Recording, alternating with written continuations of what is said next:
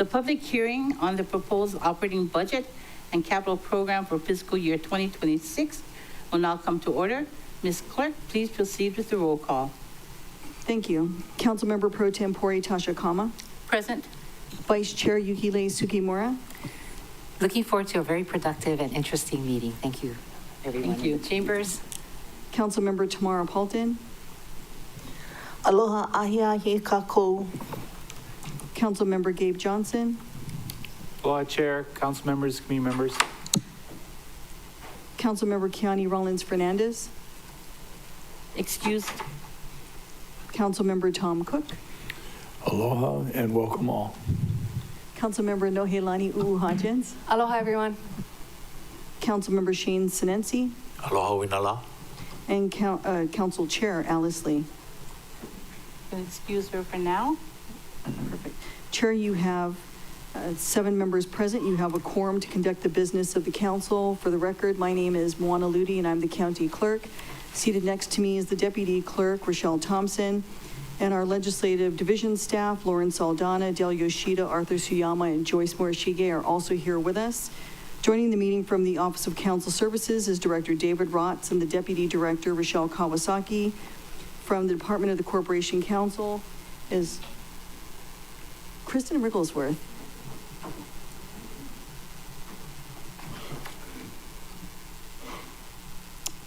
Thank you. So before we proceed with the public hearing, may I please request that everyone keep their microphones muted unless it is your time to speak. As a reminder, testimony must pertain to items on the agenda. When testifying, please direct your remarks to the council and not to any individual council member or member of the public. Each testifier will be allowed to speak up for up to 3 minutes on each item. For individuals wishing to testify on Teams, please click the raise your hand button to be added to the testifier's log. If you are calling in, please follow the phone prompts to be added to the testifier log.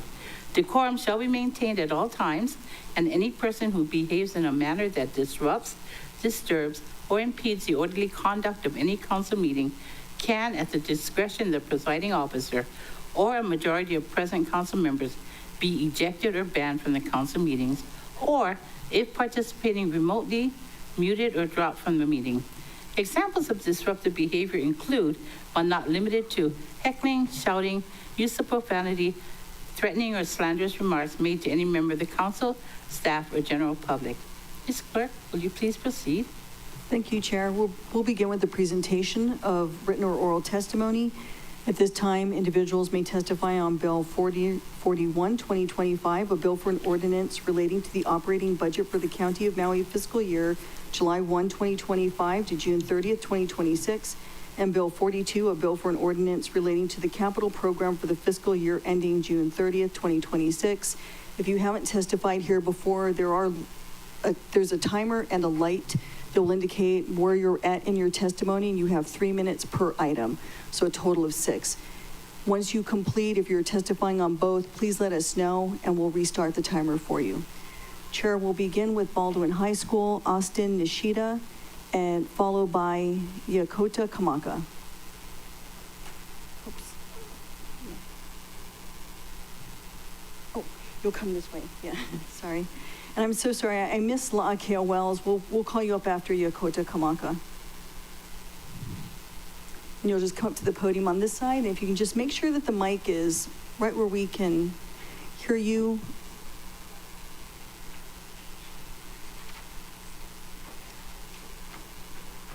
Perfect.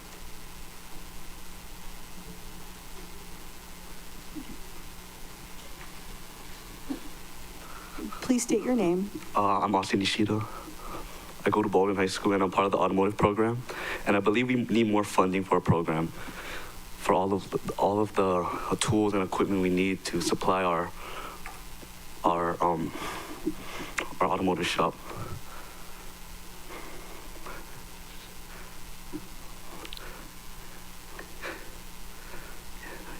Do I stop?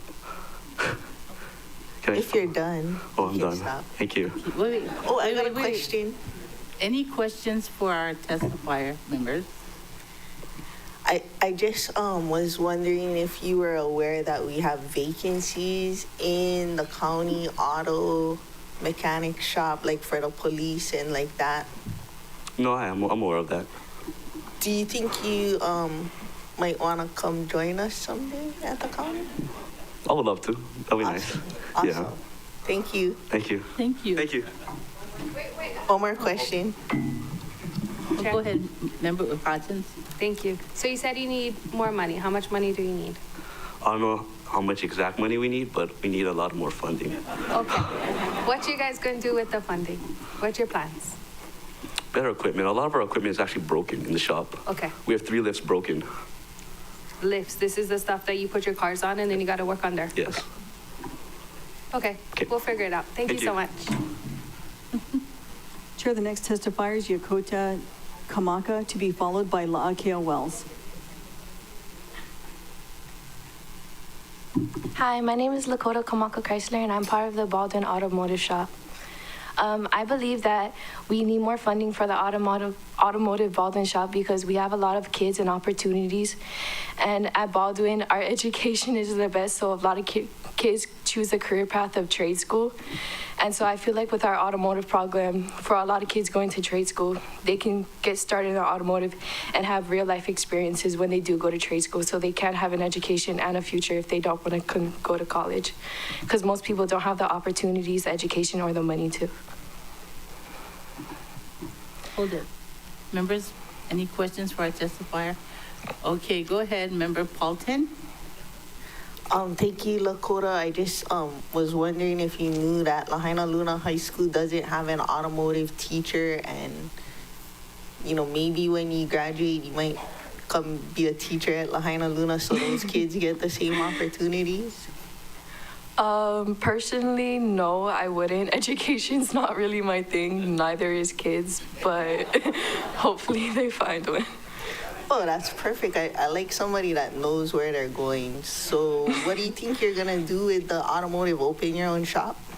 Probably not open my own shop, but this class has really provided me a lot over the past 3 years. My first year as a freshman, Miss Alexis Kahui, she showed me a lot of opportunities because there isn't many girls inside the automotive shop. So when she really showed me into that career path, I really found a love for it. So I feel like if I don't get any scholarships for wrestling, which I do, I would go into a trade school at Wyoming Tech or UTI.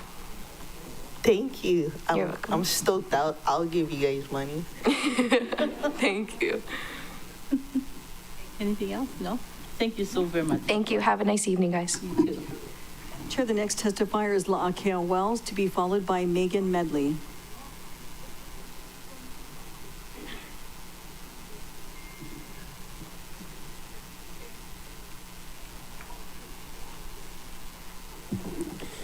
Aloha and good evening, council members. Good evening.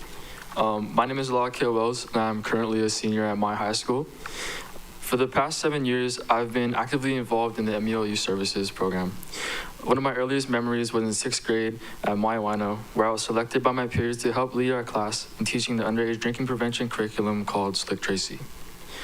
That moment sparked the beginning of a journey that has shaped who I am today. Through MEO's after-school and school break programs, I've grown tremendously, not just as a student, but as a leader. The program has instilled in me a deep sense of kuleana to my community, whether it's helping kupuna clean their yards through Naho Aloha, preserving native plants at the Maui Nui Botanical Gardens, or sign waving for causes like bullying and suicide prevention. I've learned that small acts of service can really lead to change.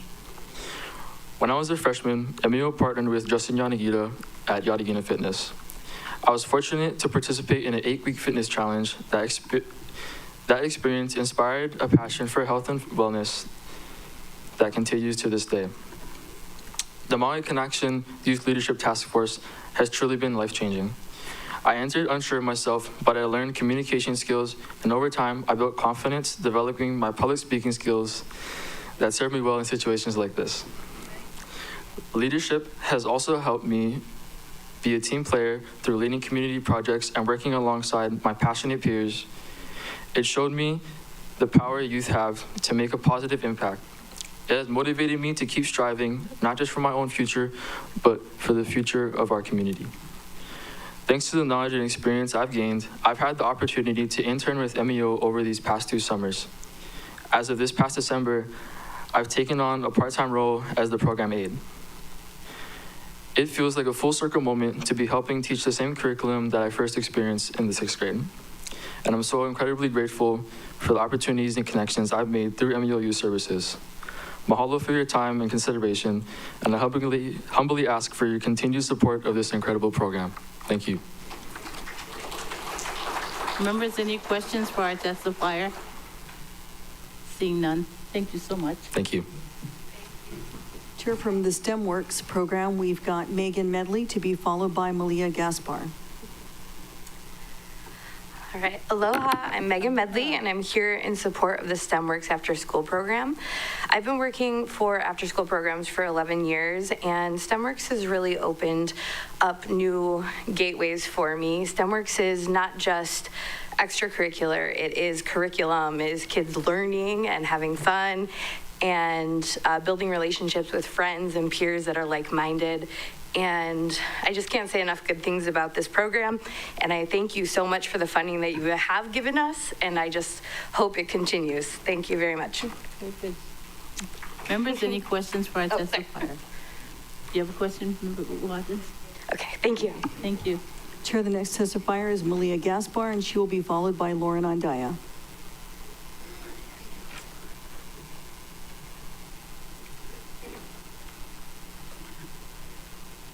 Hello and good evening. My name is Malia Gaspar, and I'm an 8th grader at Yale Intermediate School. So I'm here to talk about why we should keep funding Aloha, I'm Lanier Cannon. I'm testifying on behalf of the Nature Conservancy Hawaii on Labor Program, requesting a line item. Okay. That was good. Okay. Can we begin again? Like I said before, I'm an 8th grader at Yale Intermediate School. I'm here to talk about why STEM programs are so great for our students and why we should keep funding these. STEM provides numerous opportunities for students, allowing them to explore what they want to do after high school. STEM gives many resources to students who want to begin their careers early through internships and volunteer work. And I've been doing STEM since the beginning of my middle school. And some activities or opportunities I got was I participated in the 2024 Science Fair. During the summer of 2024, I did the Excite Camp, and now I'm dancing hula every week thanks to STEM. I also recently participated in the Oahu STEM Conference, and I've gone to my school's first healthcare day at Maui Memorial Hospital. Doing all of these activities throughout my middle school experience has been wonderful. During the science fair, I had the opportunity to work with a mentor and explore and work with new technologies. The Excite Camp was also a great experience because I traveled to Hana and Haleakala. I got to experience Hawaiian cultures through dancing hula and lei making. The Oahu STEM Conference was something that helped me find more jobs that I was interested in. It helped me see many internships, scholarships, and volunteer opportunities. Yale School's Healthcare Day was also a wonderful experience because I got to learn about many careers in the healthcare industry. I got to do hands-on activities. Hula also allowed me to learn about different cultures, and I got to experience something that I would have never had without STEM. The STEM program has provided me and many other students with opportunities to explore and learn about our career choices later in life, with volunteer work and internships.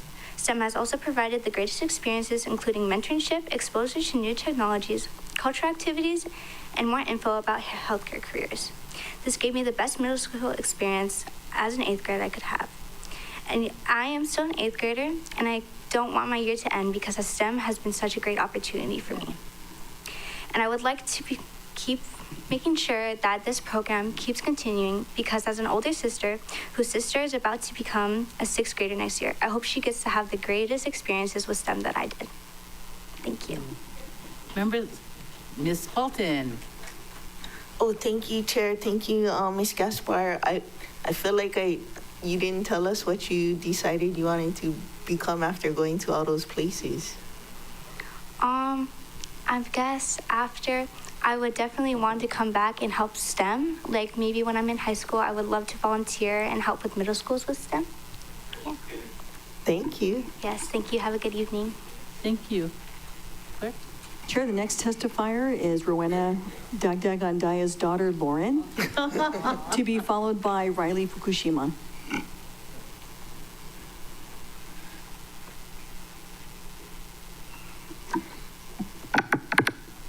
I will be testifying on 2 items, STEM work and Park CIP. May I continue? Yes, by all means.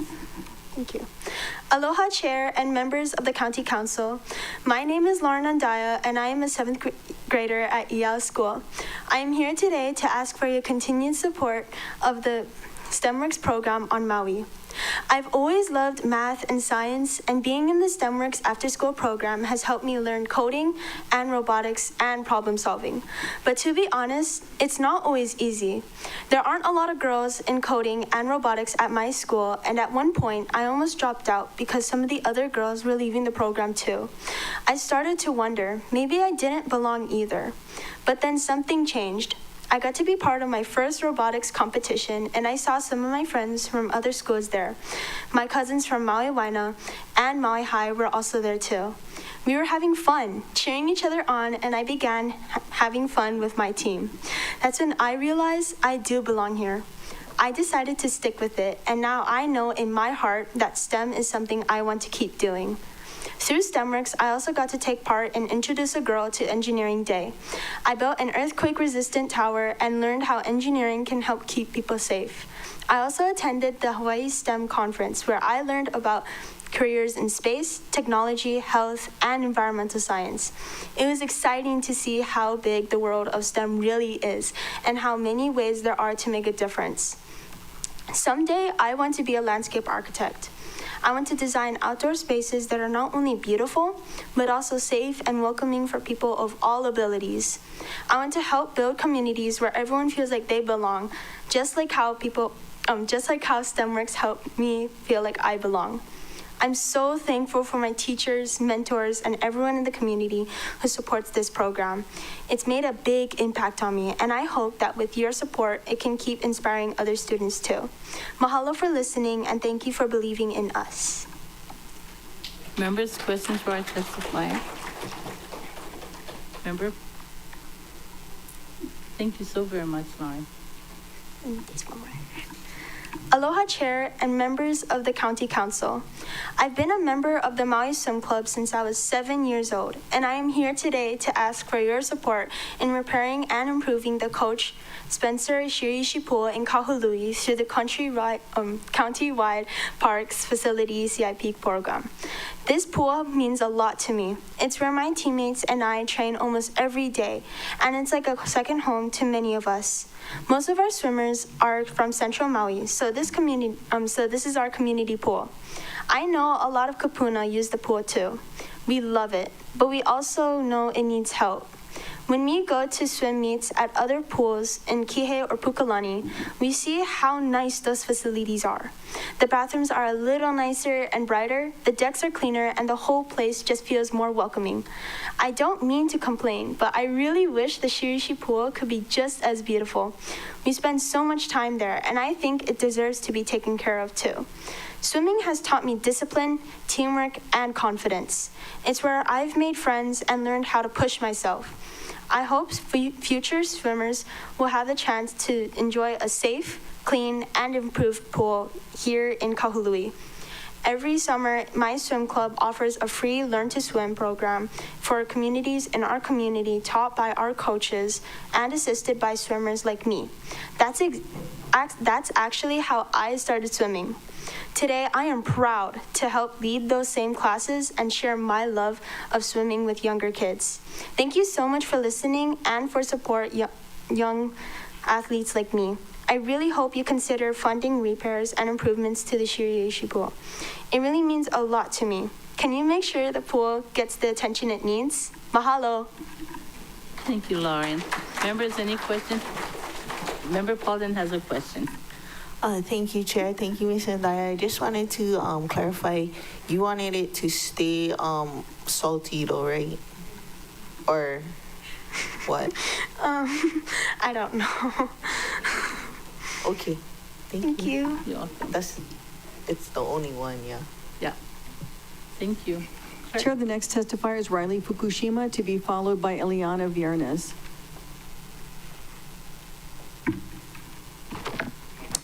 Thank you everybody for coming. My name is Riley Fukushima and I'm testifying in support of MADB's Economic Development Grant under the Maui County Office of Economic Development. MADB is a huge supporter for our after-school program and this has provided us with so much opportunities. One of the most popular offerings we have in our after-school is media. I'm currently a 7th grader at Maui. I have been in media for 2 years and I have competed in a media competition in Long Beach, California, hosted by the Student Television Network, also known as STN. As a result from this trip and experience, we were able to achieve a lot, but we could have never been able to experience this without the assistance of Mrs. Suzuki and Anissa Casabe. Media has made a big impact on my life because I have gained a deeper understanding of storytelling and it has helped me experience different interests. Media also has given me a new family and space where I can be myself. Additionally, media helps me socialize with different people I would normally not interact with. That's all I wanted to say. Thank you for supporting MADB with their funding so they can continue to offer such amazing experiences for students of Maui. Members, any questions for our testifier? Member Paulton. Should just keep you on my radar. Thank you, Ms. Fukushima. I just was wondering if you were aware that they're gonna have a Wailuku Film Fest like next year, and I think they are looking for like kid submission or local filmmaker submissions. Oh, I didn't know that. Thank you. Keep it on your radar. Thank you. Thank you. Okay. Good. Chair, the next testifier is Eliana Viernes, to be followed by Quinn Takatani.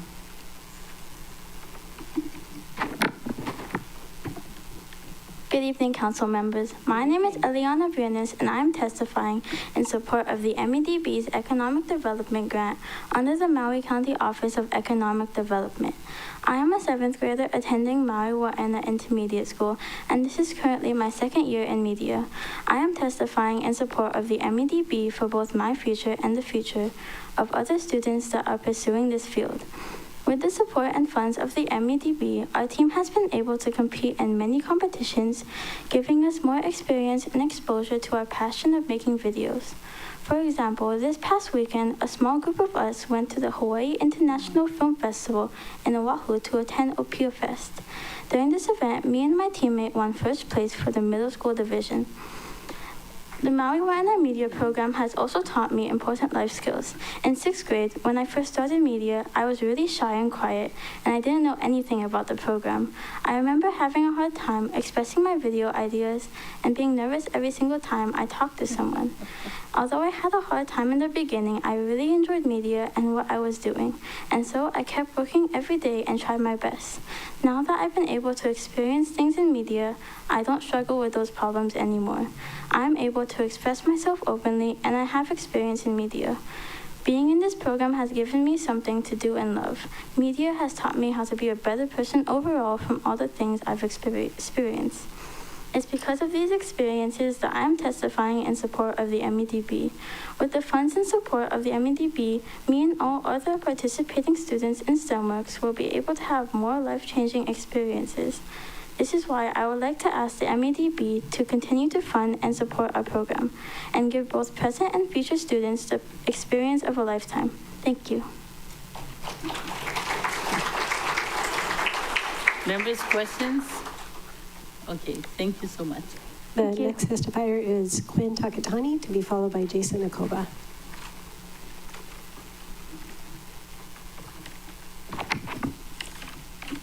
Good evening, honorable council members. My name is Quinn Takatani, and I am testifying in the support of Maui Economic Development Board's Economic Development Grant under the Maui County Office of Economic Development. I am currently a 7th grader attending Maui Wa'ena Intermediate School. This is my 2nd year of being a part of the media program, and I am forever grateful for the amazing opportunities that I was able to experience this year. Recently, I've been on a trip to Florida for a competition hosted by the Student Television Network, also known as STN. It was an amazing experience, far beyond what I had expected, and I had so much fun connecting with everyone through the competition. Happily, we came back home with 3 awards. I was also able to go to Oahu for a competition called Shoot Summit Hawaii. Though the competition, through the competition, we persevered, tried our best, and worked as a team. Our crew ended up doing an awesome job, and we came back home as winners. As you've heard, those were 2 wonderful opportunities that I have been offered while being a member of the media club. And without the funding of the MEDB, I wouldn't be able to experience these events.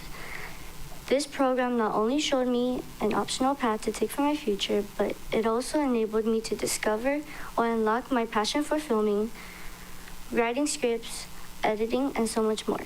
Although I learned how to operate a camera, I also learned a great deal of teamwork and communication skills. I now know that communication is key when it comes to working in a team, and patience is an essential piece that completes the puzzle. With the power of patience, you can overcome anything and even work with new people who might just become your best friend.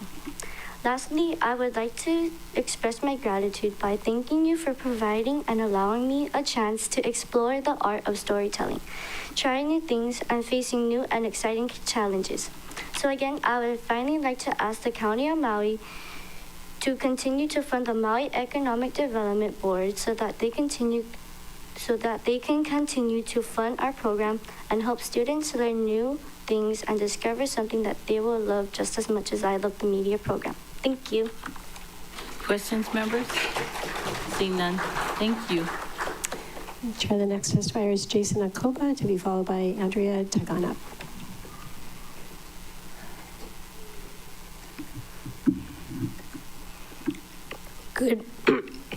Good evening, honorable council members.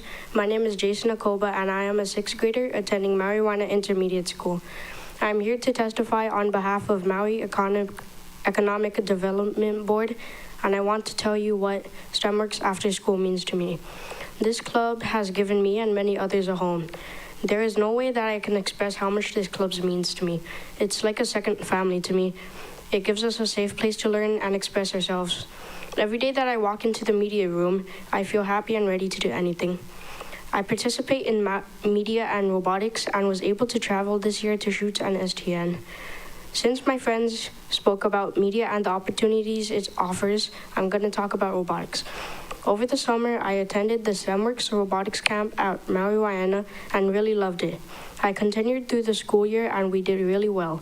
I built, drove, and helped to program the robot, and now we will be heading to Dallas in a few weeks to compete in the VexIQ World Championships. This is an experience I could only dream about because my brother's team went there last year and won the World Excellence Award, which is the highest award in the world. I was inspired by him, and now because of MEDB, I have the opportunity to follow in his footsteps. I ask you today to continue to fund MEDB and the STEMworks program so other Maui students can have their dreams come true too. Thank you. Thank you. Questions, members? Seeing none, thank you. Claire? Thank you. The next testifier is Andrea Tagana, to be followed by Elize Angel. Chair? Yes. I'm going to leave for a little while. I have emergency going on at Upcountry Water. Go. Okay. Go ahead. Hello, my name is Andrea Taganup and I am a junior at Maui High School. I am testifying in support of the MEDB's Economic Development Programs. I'm currently an intern with the Maui County Department of Agriculture. I'm focusing on social media and research. This internship has taught me so much about the power of communication and the role research plays in addressing real-world challenges. I believe opportunities like this should be available for more students. These programs open doors and build future leaders. When young people are given the chance to learn, create, and contribute to something meaningful, it truly changes the way we see the world and our role in it. Mahalo for your time and for supporting programs that empower youth like me. Thank you. Members, questions? I know. Thank you. Chair, the next testifier is Elize Angel, to be followed by Kiani Kina.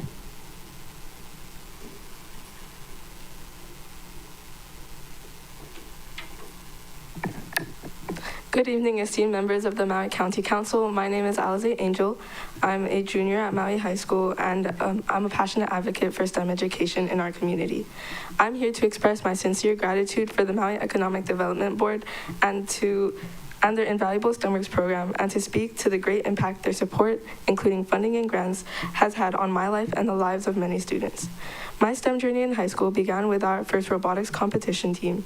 As team captain, I've experienced firsthand the transformative power of hands-on project-based learning. FRC develops collaboration, problem-solving, and critical thinking skills that extend far beyond the workshop. It's about learning to lead, to communicate, and persevere. This experience has been the most meaningful part of my high school experience. MEDB's STEMworks program has been critical to our FRC team's success and to my development as a future STEM professional. Their grants and support have enabled us to purchase essential materials, register for competitions, and travel to them.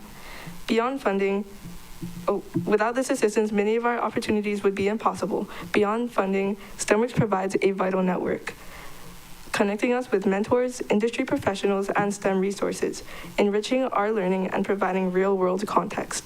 They foster a community that encourages and celebrates STEM achievement. MEDB's support has made a significant difference. For example, our participation in robotics competitions, made possible by MEDB, has allowed me to meet and collaborate with diverse students, creating meaningful connections and learn invaluable life lessons in teamwork, strategy, and resilience that I apply daily. These experiences have honed my technical and soft skills. Additionally, STEMworks experiences like the AMIS and STEM conferences have connected me with industry professionals, providing insights into local STEM careers. I've also had the privilege of mentoring young students at these events, which is extremely rewarding. Seeing their excitement reminds me of the importance of STEM education. The impact of STEMworks extends far beyond our robotics team. By investing in programs like FRC, MEDB cultivates future innovators, problem solvers, and leaders who will drive Maui's economy. They empower students from all backgrounds to pursue careers in STEM, fields that address the challenges of tomorrow.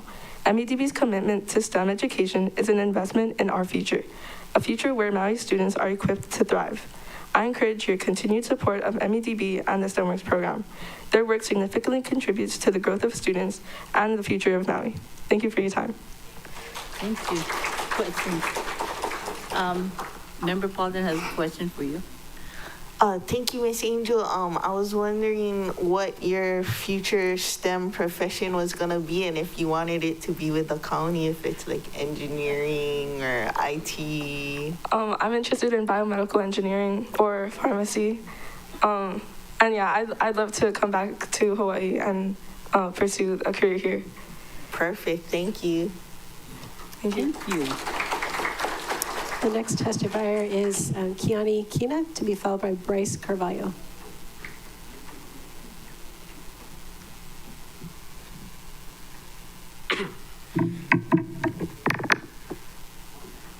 Good evening, council members. My name is Kiani Kina, and I am here as a student in my senior year at Maui High School. Tonight, I would like to show my appreciation to the Maui Economic Development Board and their impact on the education and the growth of the future of STEM. As someone who has been with Maui High STEM program since my freshman year, I can attest firsthand how the Maui Economic Development Board has supported mine and so many others' high school careers.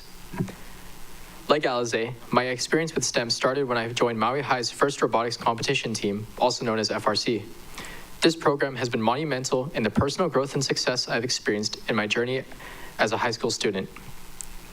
Coming into this program, I had very little experience with STEM. Now, in my final year of high school, I can say with confidence that I would not be as successful as I am today without this program and the support it has had from MEDB. It has taught me technical skills to succeed in my career and the future, as well as lessons that will stay with me throughout my life.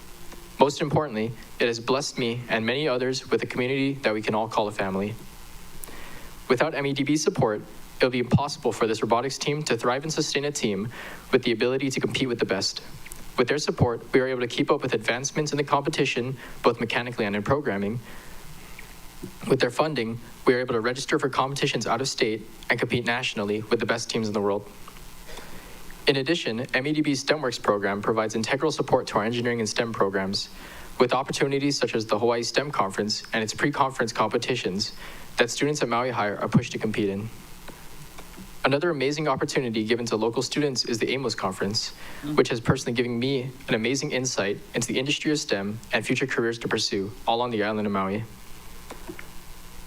Personally, the opportunities that have been given to me have been life-changing, fueling me with the knowledge and a drive for success. I believe in MEDB's core values of respect, community, resilience, and a lifelong learning. If we as an island wish to push the future generations of STEM to their greatest potential, then I ask that we continue to support programs like MEDB and their goal of innovation and education. Thank you all for your time and your dedication to the future of Maui's education. Member Paulson has a question for you. Thank you, Chair. Thank you, Mr. Kina. I was wondering if I wanted to clarify about those Maui opportunities that they exposed you to. Were any of them like county engineers, county IT security division? I have been made aware of different opportunities with the county, yes. Like our engineering Yeah. bonus? Okay, just making sure that they did that too. Thanks.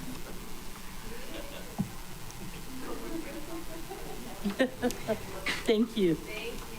Next testifier is Bryce Carvalho, to be followed by Desmond C. Miller.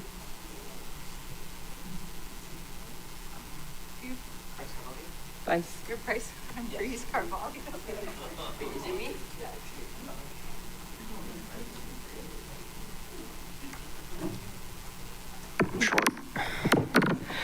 Aloha, my name is Bryce Carvalho, and I am testifying in strong support of the Maui Economic Development Board's economic development programs. STEMworks as a program is a wealth of information, and it is an invaluable way for the youth to learn more about the world and experiment with what they may very well do for the rest of their lives. In my experience, the most significant aspect of STEMworks is the substantial knowledge that you're able to gain through these internships, guided by dedicated mentors who have consistently demonstrated kindness, patience, and depth of knowledge in their field. The hands-on learning, coupled with their dedicated instruction, is invaluable. I believe that programs like STEM work are crucial for the next generation of problem solvers and innovators. By continuing to invest in and expand these initiatives, we can empower more young people to pursue STEM and contribute to a diverse Maui economy. In conclusion, my experience with STEMworks has been exceptional. I wholeheartedly urge you to continue your strong support for MEDB's programs, as they are making a real difference in the lives of Maui's youth and our island's future. Mahalo nui loa. Thank you. Sir? Chair, the next testifier is Desmond C. Miller, to be followed by Davy Arias.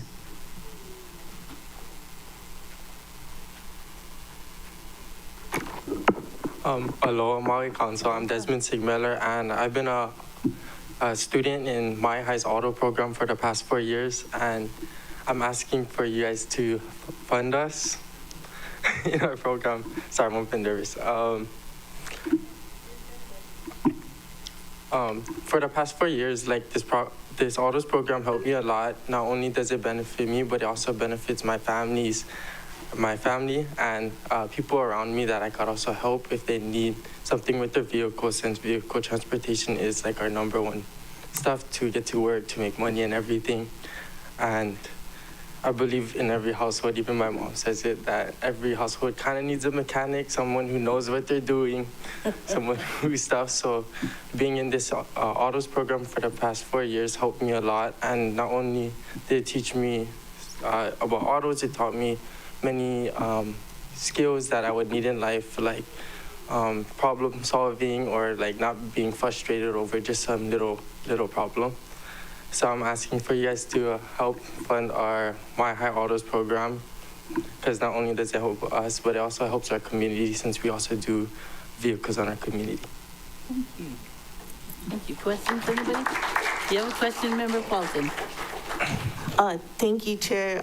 Thank you, Desmond. I was wondering what are you gonna do with this auto knowledge? Is it just a hobby, or I would come work for the county?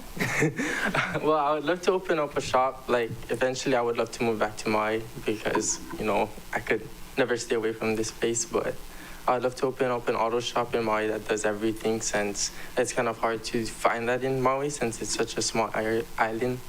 But eventually I also wanted to get into aircraft mechanic, so this is like kind of a stepping stone for it, and it helped me a lot, learning all the tools and stuff. All right, on. Thank you. Wow. Thank you. Thank you. The next testifier is Davy Arias, to be followed by Jaylee Tabon.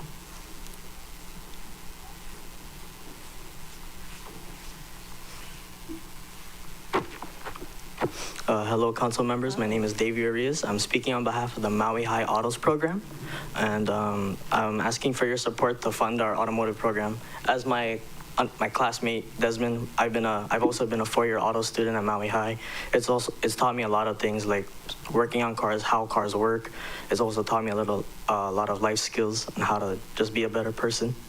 And yeah, for your support, I'd like you to keep supporting us so my underclassmen and peers can continue enjoying a good program that I also enjoy. So thank you. Have a good day or have evening. Thank you. The next testifier is Jaylee Tabon, and then be followed by Darnell Akima and Titan Castillo. Aloha everyone, my name is Jaylee Tabon. I'm testifying on behalf of Maui High's automotive program. Just like the hardhead boys that were right before me, I'm a senior at Maui High School. Been in this program for 4 years. I mean, it was kind of hard being the only girl here, but Maui High is such a good program to have girls, and this program has taught me new knowledge and new skills, and not only in this industry, but in life too. So I would be devastated to see this go away. So I hope you guys still continue to support us and donate money to us so we can help you guys and fix your guys' cars. Okay. But yeah, thank you guys for listening. Yeah. Member Paulson has a question for you. Thank you, Mr. Won. I think that's illegal. We're not doing quid pro quo, but what are you gonna do next? Are you gonna open a shop too, or? I'm not too sure if I want to pursue this, but if I were to, I would most likely go to Wyotech, which is a technical school in Wyoming, Laramie, and study diesel technology out there, and hopefully find a good job back home. With the county? Maybe with the county, we see. Thank you. Thank you so much. Claire? Chair, the next testifier looks like a parent, Darnell Akima and Titan Castillo.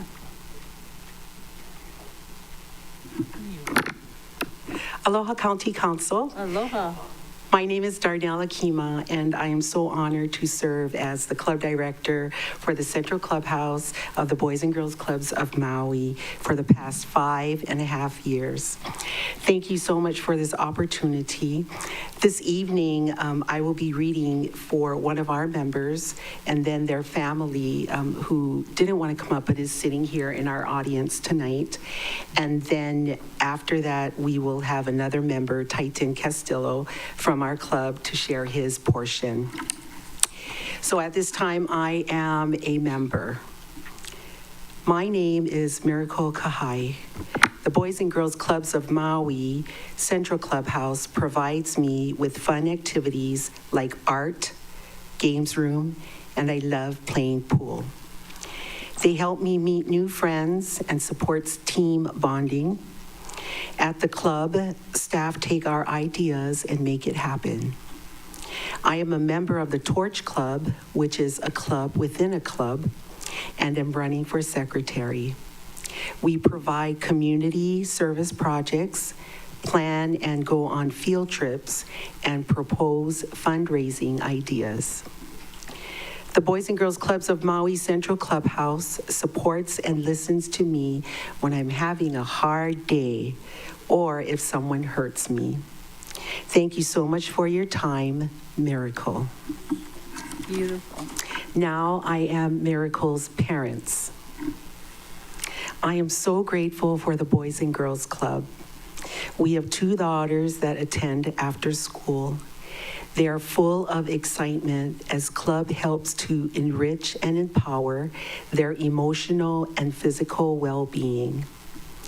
Being able to be involved in different activities like reading, art, singing, and recreational play, giving them the vibrancy of self and life.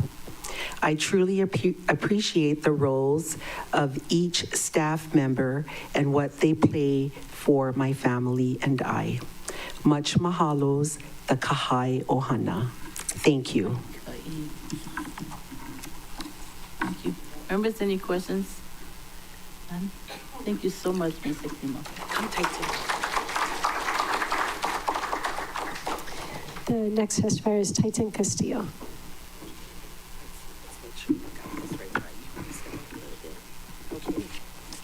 Hi, I'm Titan, an 11-year-old student at League High School. I have been a member of the Boys and Girls Club Central Clubhouse for 2 years. Things that bring me joy at the club include connecting with friends from various schools, engaging in play, and ensuring they feel happy and comfortable. I particularly enjoy participating in sports such as capture the flag and flag football. At the club, I discovered the importance of kindness towards others and respect for ourselves, each other, our clubs, our property, and our equipment. It truly feels like my second home. I appreciate that they offer a space where I can complete my homework and aim for Emmys, the highest grade achievable. I also love going on field trips, with Eel Valley being my favorite. In the club's kitchen, I've learned to make pizza, strawberry mochi, chicken katsu, and juke. I will soon become a member of the Torch Club, and I hope to one day take on the role of president. Thank you for your time. Thank you. Members, questions? None? Thank you. Sir? Chair from the Boys and Girl Club, we have Sherlyn, to be followed by Vi Taufa.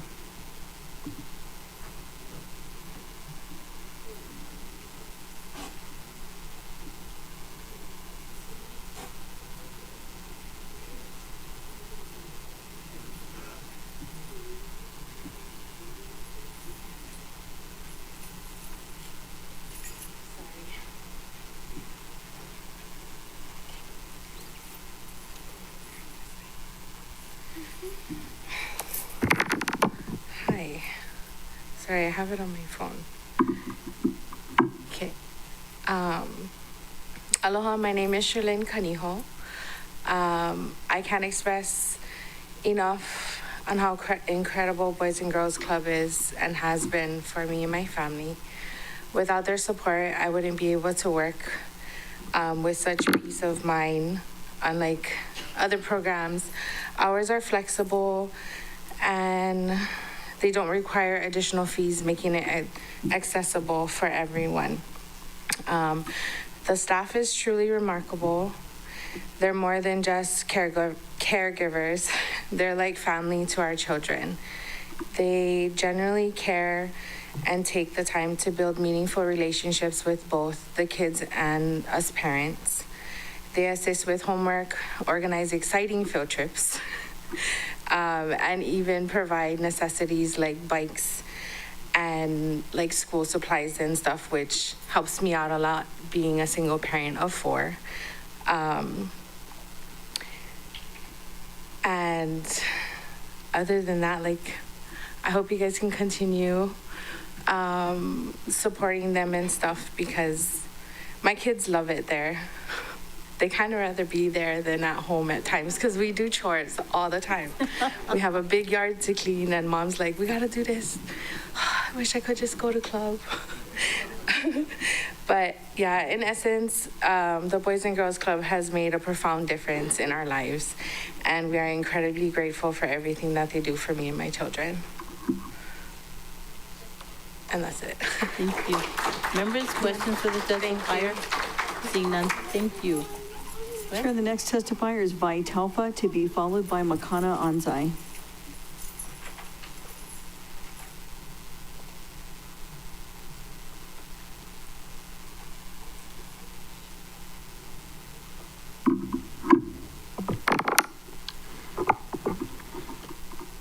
Aloha Council members, my name is Makana. I am the club director of two fabulous clubhouses, Pakukalu and Kaikili Terrace. One of the world's greatest tragedies is that you will always be loved, but you will never know how much. A simple hello or how are you can brighten anyone's day. You see, I too grew up in Boys and Girls Clubs. I remember every day my staff consistently made an effort to instill hope by giving me a home. They also helped me opening new doors to various opportunities. Their unwavering support and encouragement created an environment where I felt motivated to pursue my goals, envision a brighter future. I like to say Boys and Girls Clubs got me out of the big three: elementary, intermediate, and high school.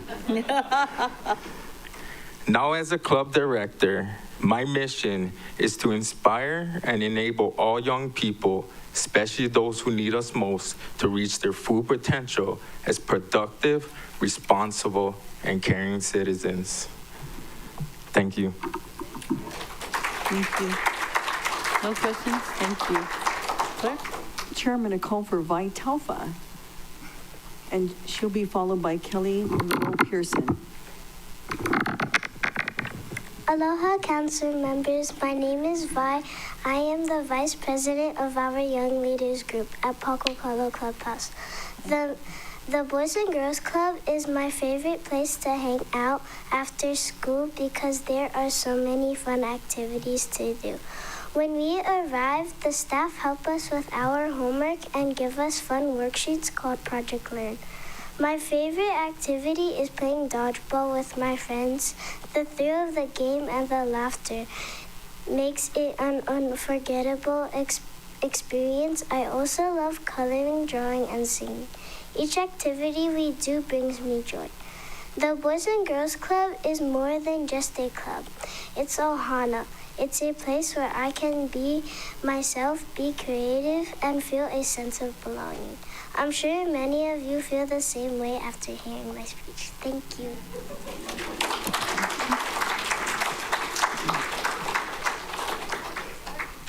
Chair, the next testifier is Kelly Maluo Pearson, the CEO of Boys and Girls Club, and she'll be followed by Breeze Carvalho. Okay, who put me after Vi? That's a hard act to follow. Aloha, my name is Kelly Maluo Pearson, and I'm honored to serve as the CEO for the Boys and Girls Clubs of Maui. Good evening, council members. Thank you for tonight's opportunity to share. I'm here just to mahalo you for your ongoing support. We couldn't do what we do without our amazing partnership with our County of Maui. You've heard from our Lahaina, our Makawa leaders and members over the past 2 weeks, as well as TJ, our hardworking Director of Operations, and tonight you got to hear from our Central Ohana.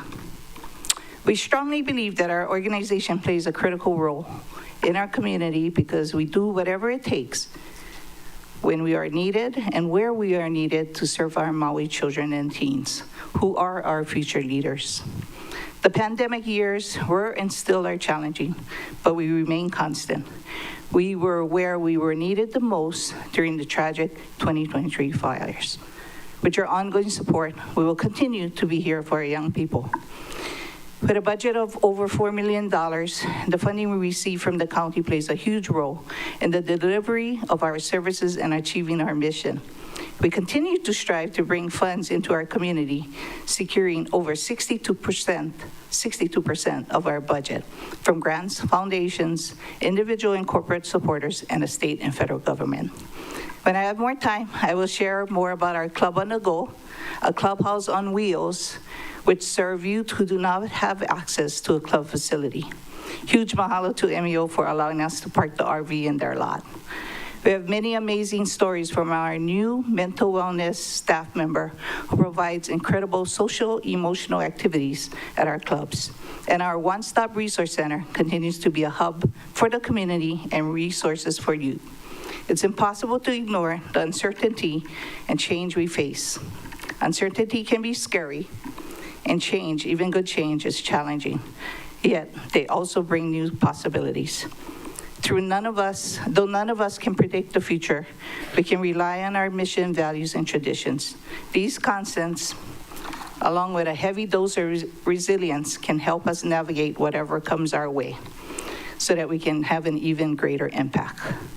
Thank you for being a part of our village, because it takes a very large village and a very loving village to make sure our children and teens have what they need to become productive, caring, and responsible citizens. Mahalo. Members, any questions? Kelly Yukile has a question for you. I just want to thank you. I'm always inspired, by your Big Chef, Little Chef, whatever, we can be a part of, and your leadership is just remarkable. So thank you. Please keep on going. You're now open on Molokai. I see we have a budget item for Molokai. We're trying. I think we're waiting to hear about the facility. Oh. But yeah, thank you for that support too. Okay. Hopefully we can get Molokai Little Chefs next year too. And a Molokai Youth of the Year too. Oh, yeah. Yeah. Thank you very much. Thank you. Thank you, Kelly. Chair from Malama Family Recovery is Breeze Carvalho, and she'll be followed by Crystal Aikala. Good evening. Thank you for your time. My name is Breeze Carvalho, and I'm here speaking on behalf of Malama Family Recovery Center. I'm a substance use disorder counselor, and I'm also a previous client. So I know firsthand how your funding and your financial support can change lives. I believe it's changed my mom, me, and all four of my daughters' lives, and hopefully generations to come. Malama Family Recovery provides services for pregnant and parenting women with substance use disorder issues. We provide so many services. We have an early learning center where the women can take their children so that they can attend their classes, their therapy, and their individual sessions. We provide transportation to and from the facility, individual counseling sessions, therapy. We're even doing some new innovative things such as forest bathing and really helping the women get reconnected to culture and nature. My favorite part about Malama is the early learning center though. These women that work there, the staff that provide a safe space for the children who come in and they're not always used to having a safe space. We have clients with children that have a little bit maybe like separation anxieties. It's hard for them to let their mom go and do classes. And the women that work in our early learning center are so patient and so caring. And every day we get an email with updates. And I'm talking about details of what they ate, what their mood was. Not only are they helping the children, but they're also helping the women who sometimes need to know what goes into a diaper bag when we take our kids to daycare. What kind of snacks should I pack for my kids? It's not always common sense to some populations, and it's my privilege and my honor to be able to be a part of that team now. And I can tell you personally and on behalf of the staff, thank you so much for continuing to support Malama Family Recovery Center from my heart. Thank you so much. Thank you. No questions, members? Thank you. Chair, the next testifier is Crystal Aikala, to be followed by Debbie Mahuna.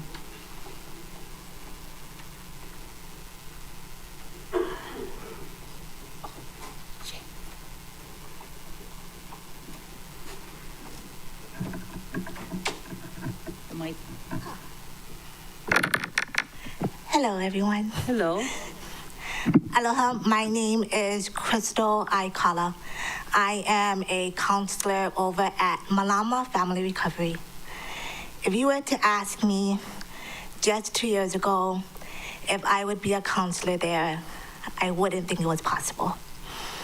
I would think that those ladies would look at me. I would think that they would judge me.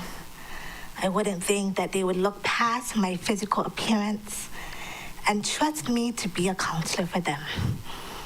But shortly after I started working there, those ladies, they proved me dead wrong, and they made me eat my words. These ladies and I share something in common. We know how it feels to be labeled. We know how it feels to be judged by society. We know how it feels to be named horrible and horrific names by society, by the community, and sometimes even by our loved ones, simply because they just don't understand. Malama Family Recovery is a substance use treatment center for gender-specific parenting women and women with children. We offer care coordination for the ladies that come in, help them obtain their IDs and their documents so they can get a sense of identity. We offer group counseling and psychoeducation classes to help them with life skills, healthy coping skills, and a relapse prevention plan. We also have individual counseling where we work with them one-on-one and helping them achieve their goals. So once they get to leave Malama Family Recovery, as you have met Breeze Carvalho, she is a success story. And because of your continued help, I get to see these ladies come in with nothing. They've lost all hope. But because of your help, they get to grow and glow brighter, and they get to build their self-esteem.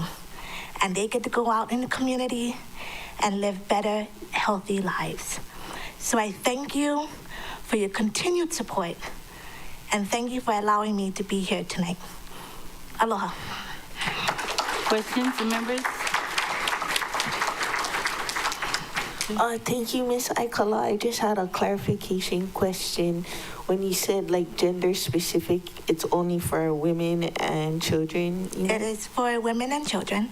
Malama Family Recovery is the only center on Maui that offers recovery for women and their children. Thank you. Thank you. Thank you. Chair, the next testifier is Debbie Mahuna, to be followed by Sarah Sugidono.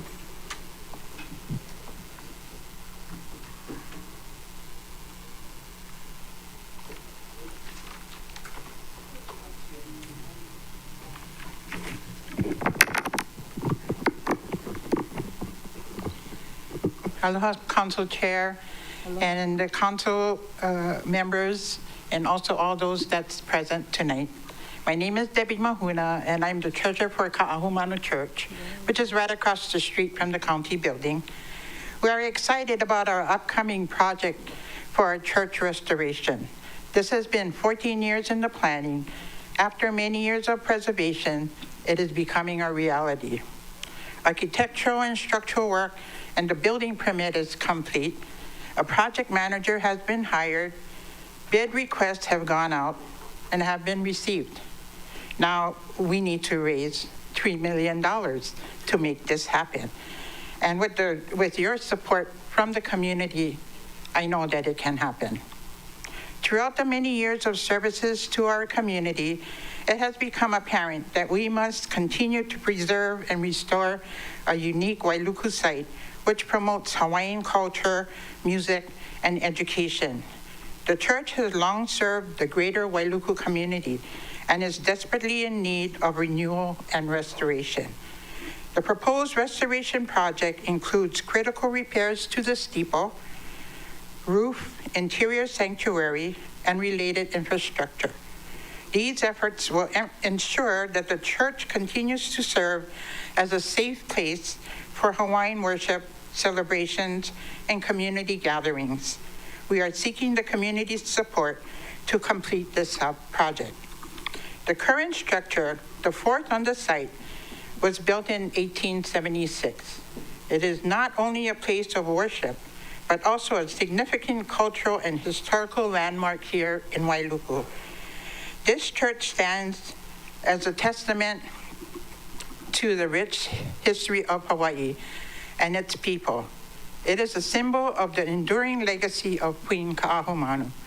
It is located at the foot of Mauna Kahalawai, leading to Iao Valley, and once the royal compound of King Kahekili, the last ruling king of Maui before Kamehameha united the islands.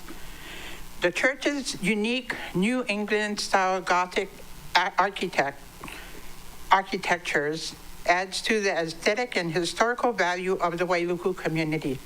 The site was placed on the National Register of Historic Places on May 12, 1975, and the Hawaii State Register of Historic Places on May 18, 1981. Today, services are held every Sunday at 9 a.m. The hymns and invocations are done in the Hawaiian language. Our kupunas made up the congregation at Ka'ahumanu Church in the beginning of our planning 14 years ago. Now we are the kupunas working to get our ohana, our keikis, and mo'opunas involved. Mahalo. Mahalo for giving me this opportunity to be here and share with you. Thank you. Members, questions? Debbie Yukile has a question for you. Thank you very much for being here. Kahu was at one of our district meetings, so we heard him also when we were in Kihei. Yeah. So you are one of my priorities for the council, and I did ask Kahu if you could have somebody contact me. I think your project managers Bowers and Kubota. Yes. Because I wanted to know about is there ability to phase, but I did ask him. I know he's busy, but maybe I'll give you my contact information, and if you could get in touch with me. Sure. Okay, thank you. Thank you. Thank you. I'll meet you back there. Chair, the next testifier is Sarah Sugi Dono, to be followed by David Daly.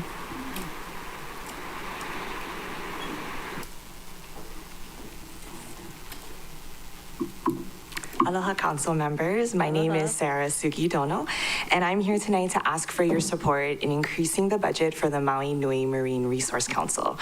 I get to witness firsthand how they work from the mountains to the ocean to protect our island's most precious one of our island's most precious natural resources, our reefs. On land, we work to mitigate erosion by helping ranchers install deer fencing, and in 2023, we removed the equivalent of 63 school buses worth of sediment from gulches in South Maui, preventing them from washing into the ocean. We also created Hawaii's first reef-friendly landscaping program that helps property owners adopt practices that are healthier for our lands and for our reefs.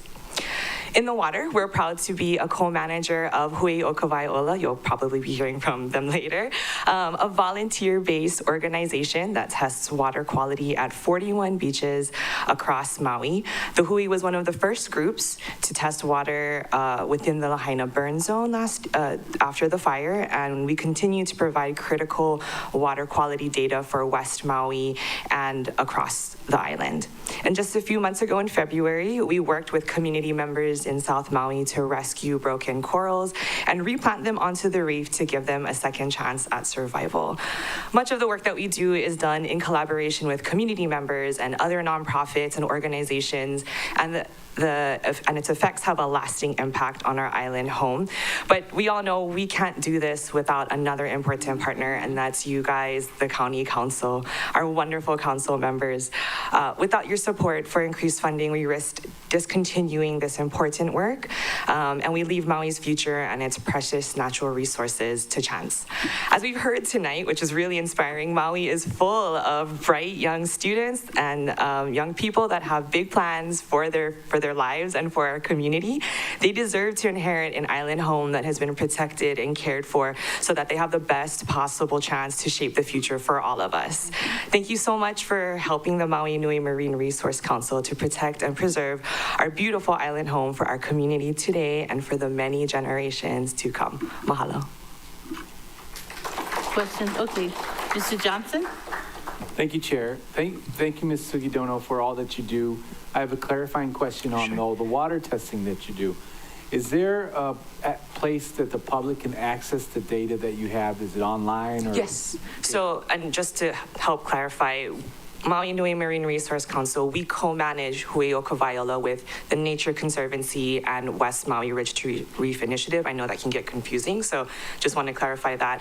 The Hue'o has its own website where they list all of the sites that they're currently testing on, the data that this testing throughout the year has, and we've also collaborated with PAC iOS and most recently a group called Aqualink that uses buoys around the world to give us information on like bleaching, reef health. And so the Hui is very special because the buoys in Maui are the only ones with this global data plus their water quality data as well. And it's accessible to the public, yes. Well, thank you so much for you do. That's why you're one of my priorities. Thank you, Chair. You're welcome. Thank you. The next testifier is David Daly, to be followed by Nolan Clark.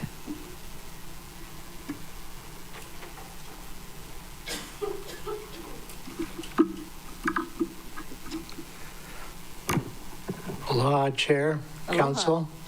Thank you for the time. My name is David Daly. I'm the Director of Maui Economic Opportunities Business Development Center. Yeah. I'm testifying in support of MEO's microenterprise program in the fiscal year 26 budget.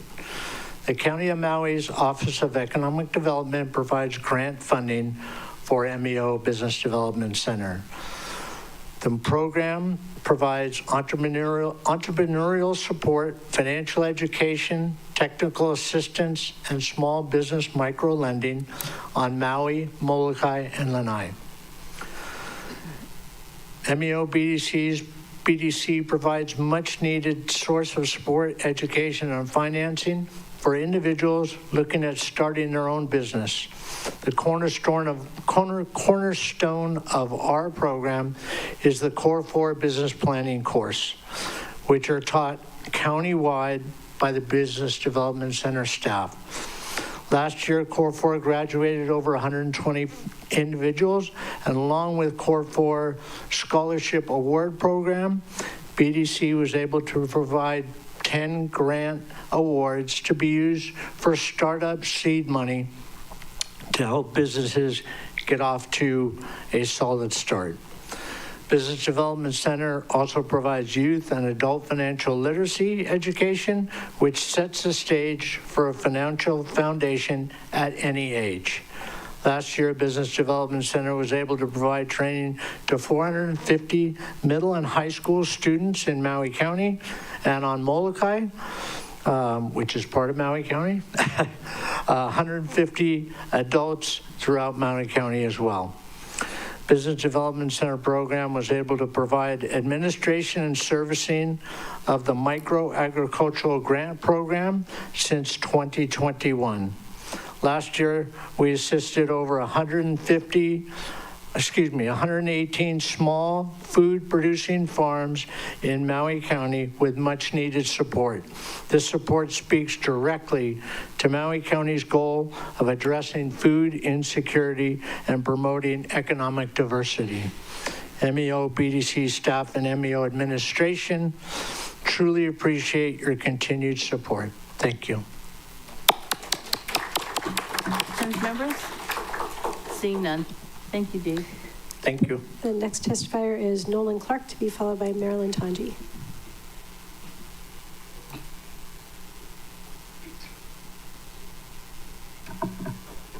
Hello. Hi. Hi.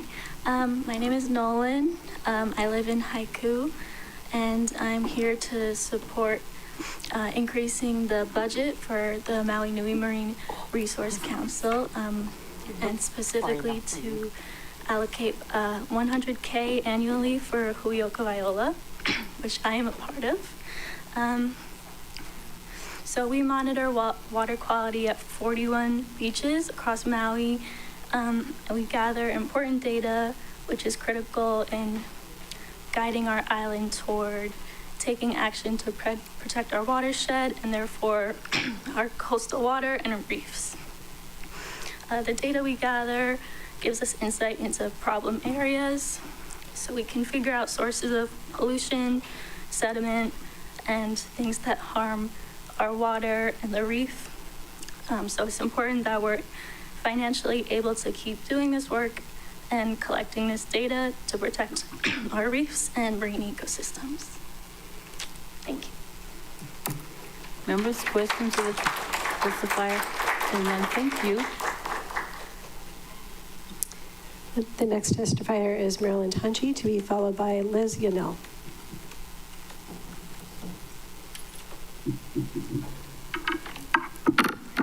Good evening, Chair and Council members. Aloha. Marlene Tanji from Halemahaʻolu's Homeownership and Housing Counseling Program. I want to thank you for your continued support of our program in the past years. And this year we have a line item request in the mayor's budget for $190,000 to help support our program. Our program is HUD certified, HUD approved with HUD certified counselors. We offer homebuyer education classes, and pre-purchase counseling, post-purchase counseling to help homeowners understand their finances before they get into the home and after. So we can kind of follow up to see before they get into any issues on mortgage payments, we can kind of help them with advice. We also offer foreclosure, mortgage delinquency counseling. So we help homeowners work with the lenders to find out what options they have. So we try to keep them in their home. All of our counseling services are free. We also do rental counseling to help renters get ready to become potential homeowners or just to find ways to help keep paying their rent. We also started a new program this year, which is the IDA program, which is an individual development account program that the county has funded. And we have, in the last quarter, been able to help 3 potential home buyers purchase homes. And so that is a match savings program that if the potential home buyer can save $5,000, the funding will help with $10,000 so that they can use it for down payment or closing costs. So that is something that we're excited about. We have, we're in partnership with Hawaii Community Foundation, Hawaii Community Assets, and Halemahaʻolu. So we are looking at 21 homes that will be closing using these fundings. So I ask that you continue to fund that program. It's exciting. I didn't think anyone was going to sign up for it originally because the cost of homes are so high, but there is a wait list. And so if you fund it more, I would like to see it advanced, offered in Lanai and Molokai. So thank you for your support. Questions, members, for the testifier? Mrs. Sinensi? Hello, Ms. Tanji. Yeah, that's some great news. I was just curious, how long is your waiting list? Well, because it's a pilot program. Oh, it's pilot. It's a pilot program. So Hawaiian Community Assets has 8 slots, which they have filled, and we have 13. So we just helped close 3 loans. We have 10 more, but we all have a wait list. Once word got out, it was like the phones just kept ringing. So, yeah. Okay. Thank you. Welcome. Thank you, Chair. Mr. Johnson? Thank you, Chair. Wow, that's such wonderful news. I'm curious, you mentioned Lanai Molokai. Of course, I live on Lanai. So how much do you think it would take to include Lanai and Molokai? So right now, the 10,000, it depends. I know there's a development. Someone approached me that there is a development on Lanai, and I'm trying to work with them to find out what is available and how we can help. So I just wanted to make sure that if there's additional funds that can go into this program, that we also look at offering it to residents of Lanai and Molokai. I think you still have time, but that's such wonderful news that you guys are exploring that. Keep us posted, please. Thank you so much. Thank you, Chair. Thank you. I have a question for you, Marilyn. So your IDA program, how long does it take for an individual to go through that program? And do you have matching funds? We have matching funds. So this was a 3-year program. We're in year 2.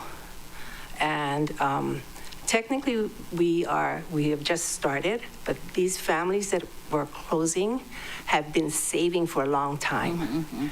So they have been able to save more than $5,000. So the rest of our wait list, or the next homes that we help with the home potential buyers, they will be in the program up until next June. And hopefully they will be able to save enough to be able to find a home that they can close on. So are you monitoring all the projects that are being developed across the county in terms of when the projects begin and end, so that once the individuals get through the IDA program, that there will be something to purchase on the other end? That would work. That would work if that's possible, but the people that we've been helping have been looking at homes for a long time. Yeah. Right. So and they're buying in the market price. Yes. So it's quite a lot. Yeah, it is. Right. But that would be ideal if we could match it up with a development that's coming in and trying to sell homes on an affordable range. Yeah. That would be great. Okay. Thank you. Thank you very much. Thank you. Anyone else? If not, thank you. Clerk? Thank you. The next testifier is Liz Ganell, to be followed by Adele Baggio-Lorena.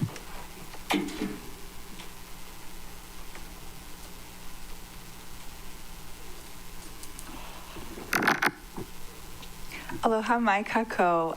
Thank you for this opportunity to be here tonight, council members. My name is Liz Yanell, and I'm the program manager at Huioka Viola. And we are a coalition made up of volunteers and partners, including Sarah, the Maui Nui Marine Resource Council, the Nature Conservancy of Hawaii, and the West Maui Ridge to Reef Initiative. And we've been sampling Maui's coastal waters as a quality assured program since 2016. And we're a program of a staff with only 4 people, 1 person being full-time, the rest very part-time. So we really rely on our 40 volunteers to help us keep up with our regular testing and monitoring of 41 current sites along the leeward coast of Maui. And we're humbly asking the County Council to provide Huioka Viola with a $100,000 budget proviso that would help us continue our efforts. Over the past 9 years, we've collected over 4,800 samples, and we've established both a baseline of our coastal waters as well as a rich data set that we make available to the public and provide to the Hawaii Department of Health. And after the devastating fires in August 2023, we stepped up and increased our coastal water sites in the burn zone, as well as our sampling schedule to meet the concerns of our community, even though we had lost our Lahaina lab and to the fires, and our team was struggling. And I personally replied to probably 100 emails from after the fires of people in the community and potential visitors to our island asking about our coastal waters. And it was really nice to be able to have somewhat of an answer and tell them that we weren't seeing any major red flags in our coastal waters from those fires. But we have to continue to closely monitor our waters, because not all questions can be answered in just a year and a half. And we're also really concerned about other data that we're seeing, not just the Lahaina area. We're really seeing big problems in North Kihei. The water is chronically brown and getting browner over the last 2 years. And we're seeing that not just with our eyes, but with the data really starkly. And of course, we talk about Cove Park a lot. Cove Park has really bad nitrate issues from coming in from the wastewater. It's 100 times higher than the state standards that's set for nitrates. And that's something we really want to work on. Our data has been used in the past to determine and resolve wastewater and development issues. It's also been used to help obtain grants, to hire contractors, to improve retention basin infrastructure, and then be able to reduce brown water events in watersheds. And we want to do more of that. We cannot work on problem areas that we don't have data for. And Huioka Viola has shown that we represent our community and will step forward to meet community concerns about water quality. We are the watchdogs of our waters, and we use our data to work with our partners to make positive change for our Aina, our watershed, and our coastal waters. So with this money, it would really change the trajectory of our program. Thank you for your time and consideration. Mahalo. Mr. Johnson, you have a question for Ms. Chanel? Yes, Chair. Thank you so much. Appreciate all the work you're doing. Can you tell us your website so the public can look it up? Yes, huiokawaiola.com. Oh, okay. That's simple. We also publish it with Hawaii Department of Health and the EPA and Aqualink, and we try to put it everywhere that it can be found, but it is on our website. Wonderful work. Thank you so much. Thank you so much. Member Paulton? Thank you, Ms. Manuel. I just was wanting to clarify since Member Johnson asked, does it say on your website what the things you test for and your QAP? Yes, our quality assurance project plan is on our website actually, and we have 8 parameters that we test for right on site, as well as things that are analyzed at UH Manoa that come from the land. Every sample gets sent to UH Manoa?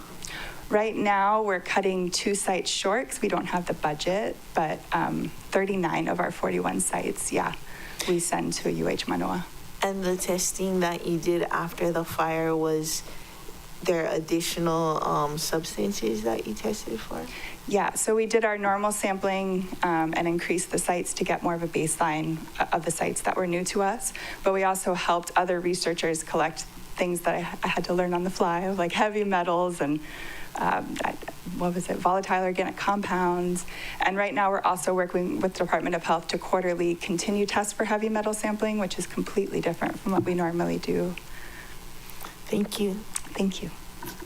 Thank you. Thank you. Clerk? Thank you, Chair. The next testifier is Adele Baguio-Lorena, to be followed by Tara Suyako Summers.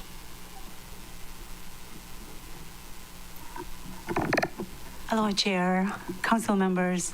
I feel very fortunate to be able to see you twice today, and I'm glad I came back because I got to listen to the inspiring testimonies of our young people. Just for the record, Adele Baguio-Lorena, CEO of Maui Family Support Services. Today, I'm not here to ask for additional funding.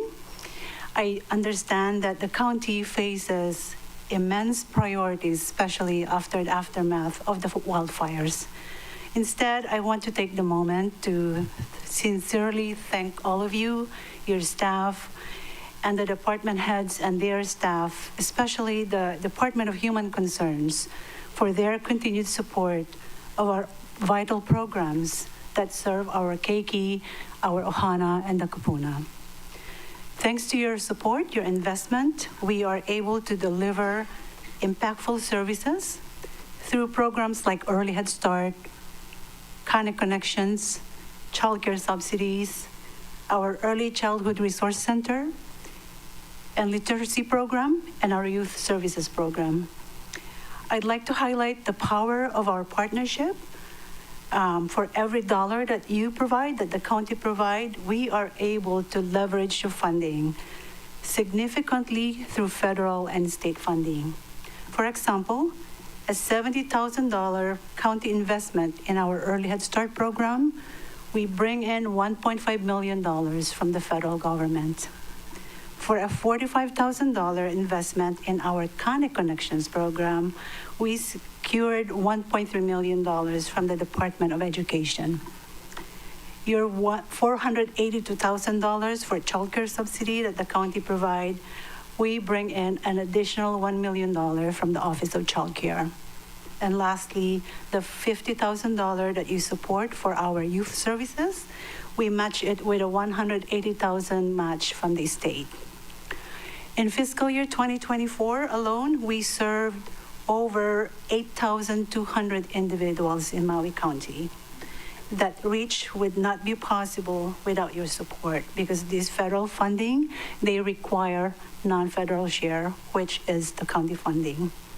Social services like Maui Family Support Services are not just service providers. We are partners in lifting up our community. So by working together, we can continue to expand our reach and maximize the public resource. Lastly, I would like to ask to support our Huikaika partnership, and you heard the testimony this morning. And Kelly said, it truly takes a village to raise a child, and we are all part of that village. thank you again for your support. Thank you. Members, questions? Seeing none. Thank you. Clerk? Thank you. The next testifier is Tara Suyako Summers, to be followed by Deb. It's Marwa, and please correct the spelling when you come up. Aloha, everyone. Mental Health America of Hawaii is an affiliate of a renowned national organization and is a highly regarded 501c3 nonprofit organization serving the state of Hawaii.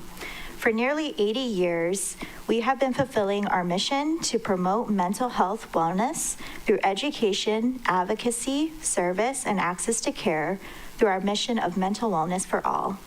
We endeavor to reduce the shame and stigma of mental illness and improve the overall care, treatment, and empowerment of those who are at risk for mental health challenges across all stages of life in Hawaii. Through our leadership, we've been expanding mental health awareness, preparedness, understanding, and education through training, education, and advocacy since 1942. We are a statewide organization with offices on Oahu and Maui. In providing these services, we hope to provide a positive impact for at least 9,290 residents of Maui County. We act as a conduit to the public, providing information and direction for those seeking mental health services by directing them to the right organizations or services for their needs. Those services include suicide prevention through various trainings, including Safe Talk, Suicide Prevention 101, and the Youth Suicide and Bullying Prevention Project, providing daily telephone assistance to connecting callers with mental health problems, police officers, DOE, school counselors, local health professionals, and the general public are trained in mental health first aid to youths and adults. Grow a Rainbow Project offers strategies and resources for LGBTQ youth and families. And advocating for those with mental illness and mental health problems individually and at the state legislature. Throughout the 2024 fiscal year, our Maui office directly and indirectly reached more than 14,000 individuals, including 761 youth were trained in self-care and suicide and bullying prevention. 65% of those were able to identify the different types of bullying and increase their knowledge of suicide prevention risk factors. 453 youth serving adults on suicide prevention foundations and mental health first aid, and 548 general community members received mental health resilience, wellness, and prevention education services in person and virtually. In conclusion, I would like to thank the Maui County Council for allowing me to provide this testimony. And just on a personal note, I wish that these services were available when I was a student. It would have been life-saving. Thank you. Thank you. Members, questions? Member Fulton has a question for you. I had a question. Tara? So you go into the schools and have the classes? Yeah, so we provide free trainings for students in schools. So we'll be soon having one at Iao Intermediate and then also Maui High School. Yeah. And West Maui too? We're hoping to, yeah, we're trying to get connected with Lahaina Luna right now. But it's the end of the school year, you know, so teachers are busy. But at the start of the school year, we'll start pushing it out. I'm actually just 2 weeks into this job, so I'm going to be doing a lot of outreach. Okay, because the previous person retired. Yeah, she retired. Her name was Danielle, and she was wonderful.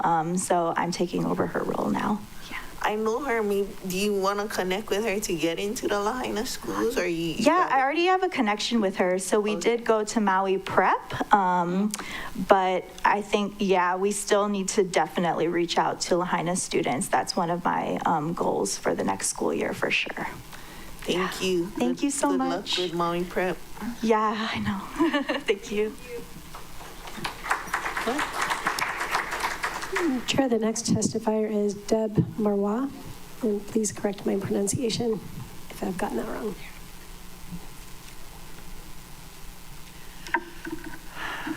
Aloha, council members and chair. My name is Deb Marwa, and I'm representing Ho'okaika Partnership tonight. Thank you for your support of naming April as Child Abuse Prevention Month and recognizing the role of prevention in long-term recovery and resilience. Hawaii Kaika Partnership is a coalition that works together to prevent child abuse and strengthen families across Maui County. You've already heard powerful testimony today about the work that we do and the scope and the breadth. And I'm here tonight to respectfully and humbly request a line item in the county budget of $175,000 to support our ongoing work. As you know, child abuse prevention is not a one-time project, and it's not something that any one agency can do on their own. It requires collaboration. And Hoya Kaika is the place where we bring people together for that. We really serve as the connective tissue that weaves our community's social safety net. And through our navigation services, community outreach, education, provider training, we help to do some of the things that you saw tonight evidenced in the young people that were here.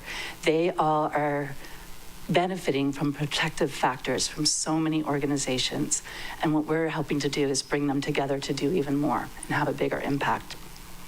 One of the things that, since the fires, our partners have been working nonstop to support families, and they need support as well, our providers. We create that space to give them an opportunity to meet each other, to share resources, to provide mutual support. And as one of our partners said, we're all trying to find balance in life, work, and family. And the gatherings and convenings that we do help us to remember that we're not alone. Earlier today, we shared some of our results and impact, and just as a reminder, our navigators served 459 families last year, distributing $127,000 worth of concrete support and aid. Healing the Healers reached 116 providers from 28 agencies, and we reached over 3,500 community members through outreach and education and trained more than 200 professionals. However, we had to pause our navigation services and our Healing the Healers efforts because of a gap in funding, and we lost a really valuable staff member as a result. And that's why your support is so critical.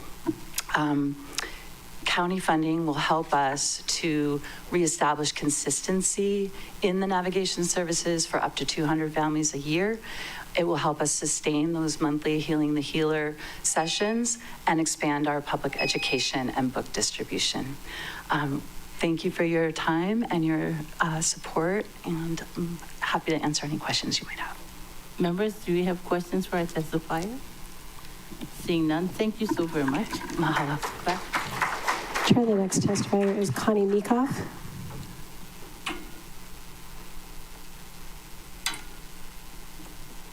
Aloha, everyone. Oh, God, it's 7:41. I know we're all tired. Okay, let's get this rolling. Hi, I'm Connie Meekoff with Parents and Children Together, but I'm speaking on behalf of the Hawaii Kaika Partnership. As Deb just mentioned, with Hawaii Kaika Partnership, we have an abundance of agencies that come together and collaborate. This year, we're going to have our 5th annual Ohana Fest. It's going to be held at UH, Maui College, on Saturday, April 25th from 10 to 2. So, 26, sorry, Jesus, it's been a day. I'm telling you, because I was here this morning too. See, he has a flyer. He's holding up the flyer. April 26th from 10 to 2 at UH Maui College. Everybody should have a copy of the flyer. Please come out and support us. And part of Hawaii Kaika Partnership, I am the co-chair of the Community Engagement Committee. On the committee, we do outreach. Our goal is to go out into the communities and provide support, concrete support to those that are in our community. We have 35 agencies that will be on campus on Saturday, and it's going to be an amazing event.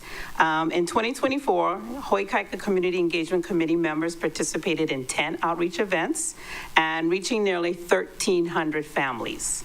That was 1,235 adults and 1,085 keiki across Maui. We are adamant about making sure that we serve those in rural areas like Molokai, Hana, and Lanai. So we make sure outreach events happen there as well.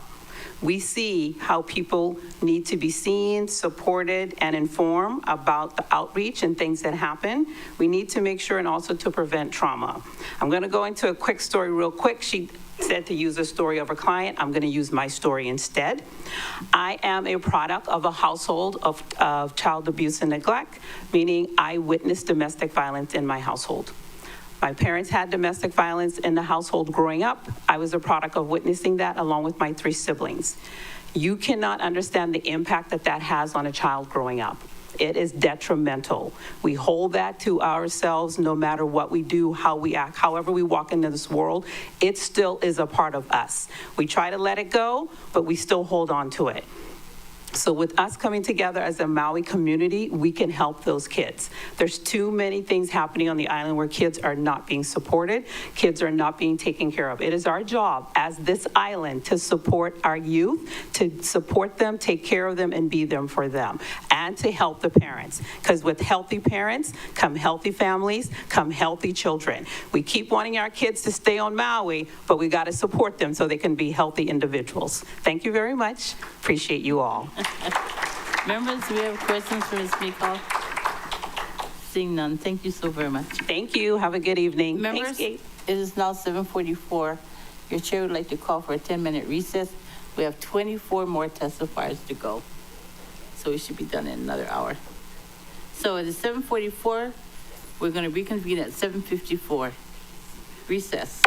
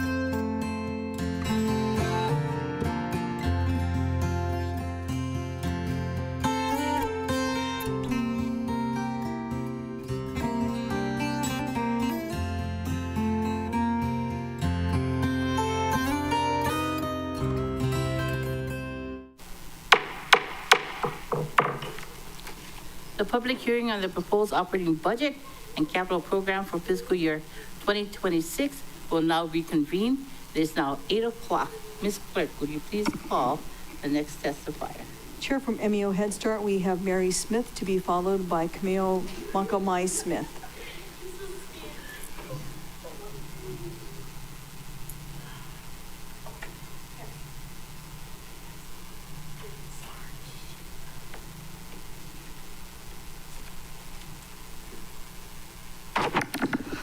Hello, my name is Mary Smith. Oh, it's the first time I hear myself on mic. I'm here representing the MEO Head Start, Kahalui. Where's my niece? That little child back there, she is my great niece, and she's she's attending MEO Head Start. My 3 children, they attended MEO Head Start as well. Sorry. In 1997, 98, and 2001, 3 of my children.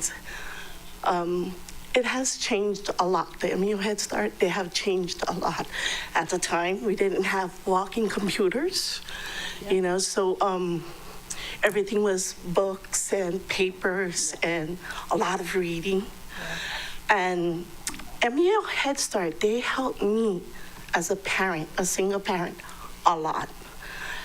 They came to our house, they did house visits, they took care of me and my children's. And today, now they're taking care of my great niece. Their activities are different, more advanced, I can say. The programs that they provide us as parents, amazing. What else can I say? I just wanted to say, please continue to support the MEO Head Start program. They really do help single parents, struggling parents, and family members, the rest of my family members. Now, I introduced my niece to MEO Head Start. It took her a while to get in there, but she did get in there. And it's helping her now as a single parent of 3.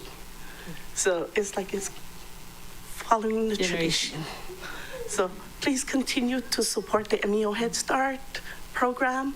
I mean, there's a lot of them, but I'm talking for the Kahalui area. Okay. So, thank you. You're welcome. Members, any questions for our testifier? Mary, yeah. I just want you to know I'm a Head Start mom. Hi. Hello. 6 of my 11 children went to MEO Head Start. Yeah. Oh, wow. Yeah. Hi. So, hi. So I'm a graduate of the Head Start program and, you know, the HCAP program and all of those programs too. So you never know where you're going to end up. Yeah. All my children ended up not on the island, but they ended up out. Good education. Yes. Clerk, next testifier. Chair, the next testifier is Camille Makamai Smith to be followed by Carrie Ald. Hi, everyone. Hi. Sorry, a bit nervous. My name is Camille Makamai Smith, and I'm representing MEO Head Start. I would first like to thank the County of Maui for the funding that has been provided for the MEO Head Start. My daughter is currently enrolled in the MEO Head Start and continue being the best program that we enrolled her in, thanks to my auntie. The program has greatly helped my family and I in so many ways. The program not only focuses on the kiki, but also the family and the community as well. The program has helped my child by being more independent and successfully accomplished many tasks. MEO Head Start gave my daughter and I educational opportunities to further educate us on certain things. Also been beneficial for myself, which is very rewarding to assist her getting ready for regular schooling. With having the MEO Head Start, it assists the keikis with getting the educational needs before starting regular school because they do have to do things on their own. With the MEO teachers and the helpers, they actually work, one-on-one with the child. They show, us with Great Aloha, they become family. They help us when we're, falling down. They pick us right back up. So I humbly ask, please continue to fund the MEO Head Start so that our keiki can get the support that they need before, going into the regular schooling. Also, thank you for your time, and I appreciate it. Thank you. Thank you. Thank you. Questions, members? Being none?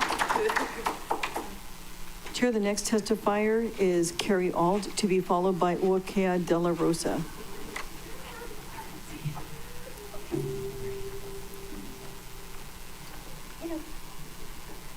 Alrighty, aloha. Aloha. My name is Carrie Auld, and I am a proud MEO Wailukubi Head Start parent. My ohana has been blessed with 2 years of preschool because of MEO. The growth that I've seen of the future generation is phenomenal. My keiki started developing his communication skills like night and day.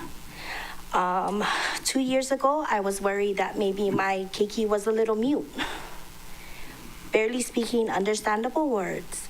Through MEO Head Start, we were able to get some speech classes with the help of DOE. My keiki is now blossoming into a keiki who speaks his mind assertively and sets boundaries. With the extended hours that Maui County helps fund, my keiki gets the feel of what a full day of school is like and is better prepared for his kindergarten transition. My husband is allowed to continue to work his full-time job, and I am allowed to pursue my career and volunteer at our Wailukubi Center. As a volunteer, I have gained a great appreciation for the teaching staff and their aides. The patience and grace they show, even on hard days, is admirable. They provide a welcoming and safe place to learn, play, and grow. I humbly ask that Maui County continue to fund MEO's early childhood services for our future generations. Our keiki are the future of Maui County. Let's keep them shining brightly. Mahalo. Thank you. Members, questions? Seeing none, thank you. Chair, the next testifier is Uakea De La Rosa, to be followed by David Whitney.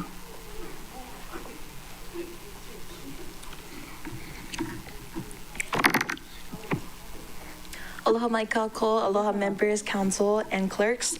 My name is Kea De La Rosa, and I am testifying in support of my Economic Development Board's Economic Development Grant under the Maui County Office of Economic Development.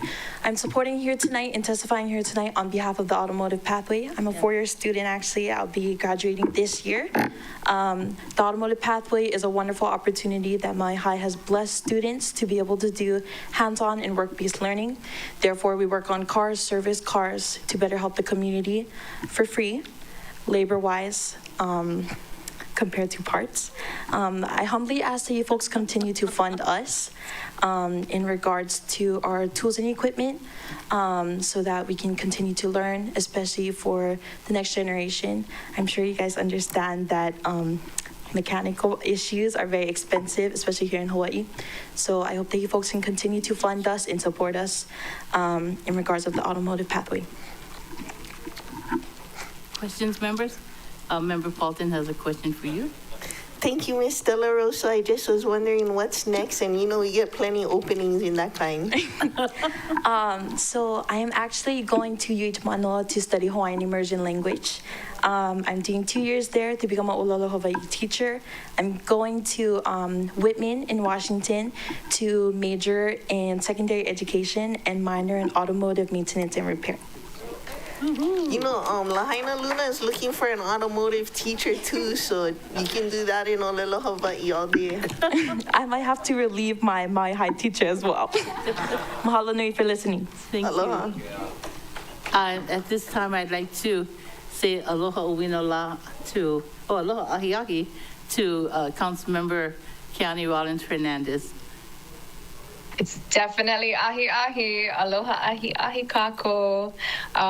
There are no testifiers at the Molokai District Office. I've been listening all night. I just had my video off. Okay. Mahalo, Chair. Thank you. Chair, the next testifier is David Whitney, and he will be followed by Tiare Escobar.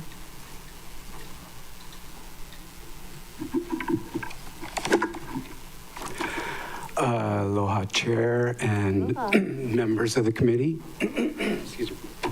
This is very new for me, but I'm here to introduce our project to the committee. My name is David Whitney, and I'm the director of Oni Foundation, Inc. We're a nonprofit here on Maui, and our mission is to perpetuate the multicultural heritage of Hawaii.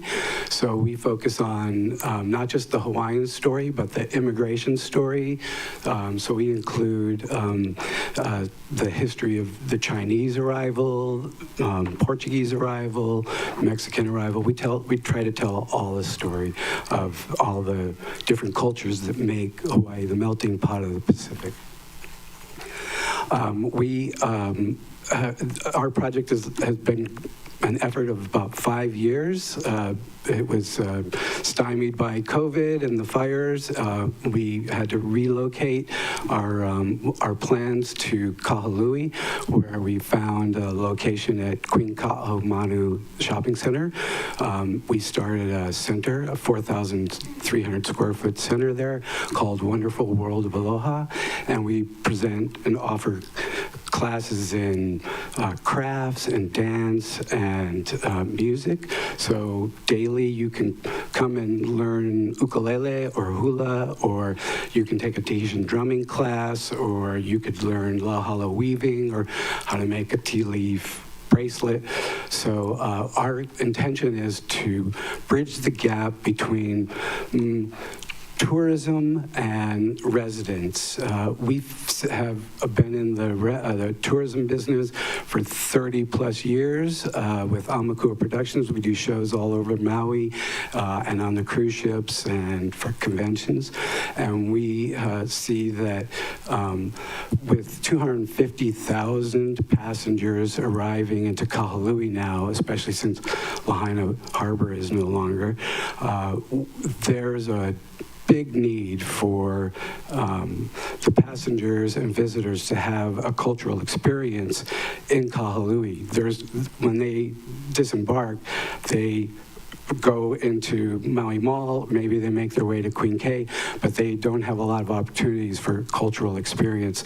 So we're trying to provide that cultural experience accessible to them, while we also give economic opportunities to cultural experts and practitioners, and developing future cultural ambassadors when we introduce the youngsters to the different cultural activities that we have. So thank you for your time. I appreciate it. And if I could just continue one more moment, and that is, we are applying for multiple grants, including an HTA Umeke grant, OED, and the OEV grant. And we're hoping that on your radar, we might be considered for matching fund or future funding. So we're really here just to introduce ourselves and get on the map with you folks. So thank you very much. Members, questions for the testifier? I have a quick question. Oh, yes, Member Sugimura. Thank you. Hi, David. Hi. Hi. So what is the name of your organization? I'm sorry, I missed it. Oni Foundation, Inc. is the nonprofit. We're doing business at Queen K as a Wonderful World of Aloha. Thank you. I got it. Thank you. No other questions? Seeing none, thank you so very much. Chair, for the best program, we have Tiare Escobar to be followed by Ululani Theodore.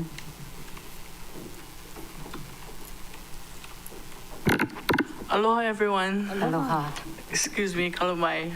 I'm nervous. I'm usually a really outgoing person, but when asked to speak in front of very important people, I freeze. So, aloha, my name is Tiare Escobar. I was released from MCCC in April of 2024 and transferred to Aloha House Residential, which I completed successfully.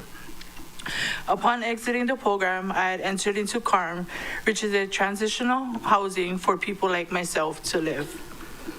I didn't have a job at the time, but I had reached out to UI at MEO asking for help with financial assistance. There, she helped me get into the Women's Integration Program, which I'm super grateful for. The program has helped a lot with my program fees and also get my important documents that I have lacked. Excuse me. A month went by, I ended up getting a job.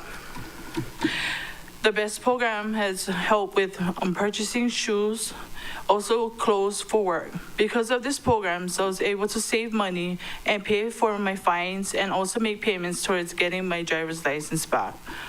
Programs like this are a huge help for people like myself, trying to rebuild a new life. Thank you. Thank you. Questions, members? Seeing none. Chair, the next testifier is Ululani Theodore, to be followed by Jennifer Berberian. Aloha, good evening. My name is Ululani Theodore, and I'm here to give testimony in support of the BEST program and the Women's Integration Program at MEO. Being incarcerated in 2021 till 2024, I had a lot of time to self-reflect. I knew that I needed to work on myself to become a productive member of society, and most of all to be the best mother that I can be to my children. When I was released, I remembered feeling scared and lost. I didn't know where to turn or who to talk to. Because of Bishop Pea's connection with MCCC, I found out about these programs. As soon as I was released, I went straight to MEO. Bishop was there ready to help, and instantly I felt hope.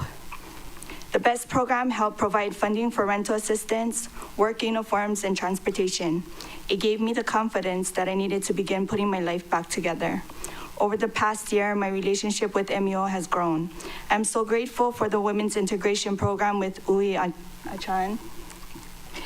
Rentals are so expensive, but because of the Women's Integration Program, I can have my 9-year-old daughter live with me.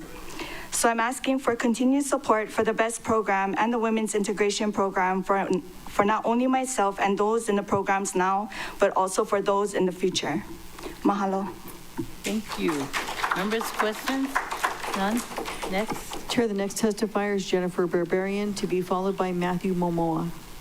Hi, everybody. I'm Jen. I saw a flyer on my IOP wall and for CDL training through MEO. And I called, I went over there, and they helped me obtain my CDL and start a new life. Not only have they given me the training for my CDL, but they gave me back my self-confidence and my self-respect. So if you can continue to support them, I would really appreciate it. Thank you. Questions? Thank you. Thank you. Chair, the next testifier is Matthew Momoa, to be followed by Manuel Luera. Good evening, everyone. Good evening. First, I just want to say thank you for giving me this chance to speak. When I first heard about the BEST program, I was in a place where I was just trying to get my life back on track. Coming home after being incarcerated and getting off the use of drugs, you face a lot of doubt from the world and honestly, sometimes from yourself. I didn't have all the answers. I wasn't sure what the next step was, but I knew I wanted more for myself. And that is when I went to the BEST program for help. They showed up with more than helping pay for my CDL. They showed up with belief. They saw potential in me before I even fully saw it in myself. They gave me the tools, the structure, and the support to take the real step forward towards something stable, something better.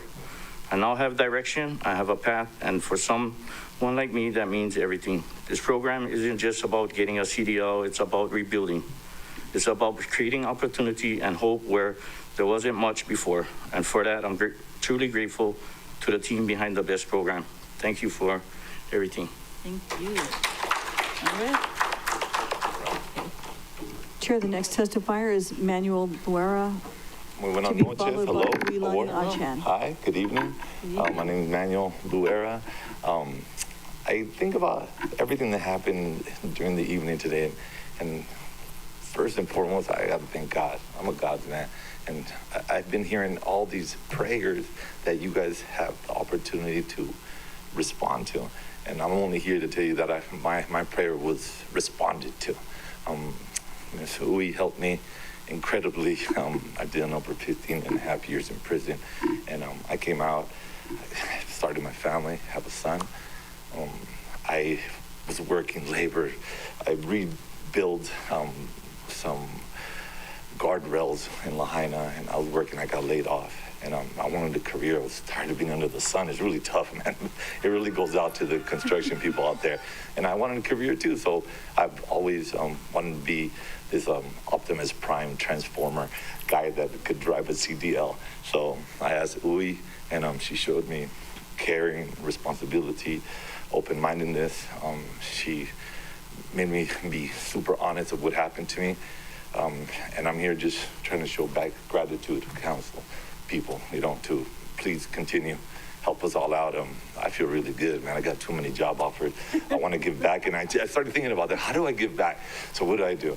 I got myself in a first tee golf volunteer program, so now I'm stuck there all summer long for free. I'm never going to change. So to me, I'm going to keep giving back for the rest of my life that I'm here with my son as a role model to help everyone out. So this really helps, and I'm holding back emotions and tears. So thank you for answering my prayers from God sent. Here I am to you to represent. You guys see me out there, I'll help you out with anything you guys want, because I was helped out by her.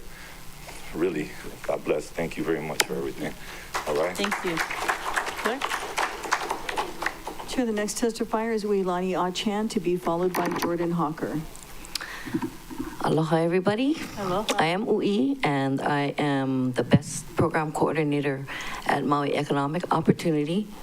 I followed Bishop's footsteps, and I'm trying to do my best to live up to his name. And right now, they all thank me for what they accomplished. It's not me. It's because of the people, the county giving us the funding, and we are so appreciative of that. If you can see all these women and men, how much they've grown and became more confident in themselves. And it's because of them, and it's because of you, that we are grateful, and we continue to thank you for your help and for the help that you gave us throughout these years. Mahalo. Questions, members? Gabe, did you have a question? I'm sorry, I don't know CDL that much, but is there a ranking of CDL licenses? Because I'm a professional conductor of our highway there. Oh. Yes, I'm a professional driver.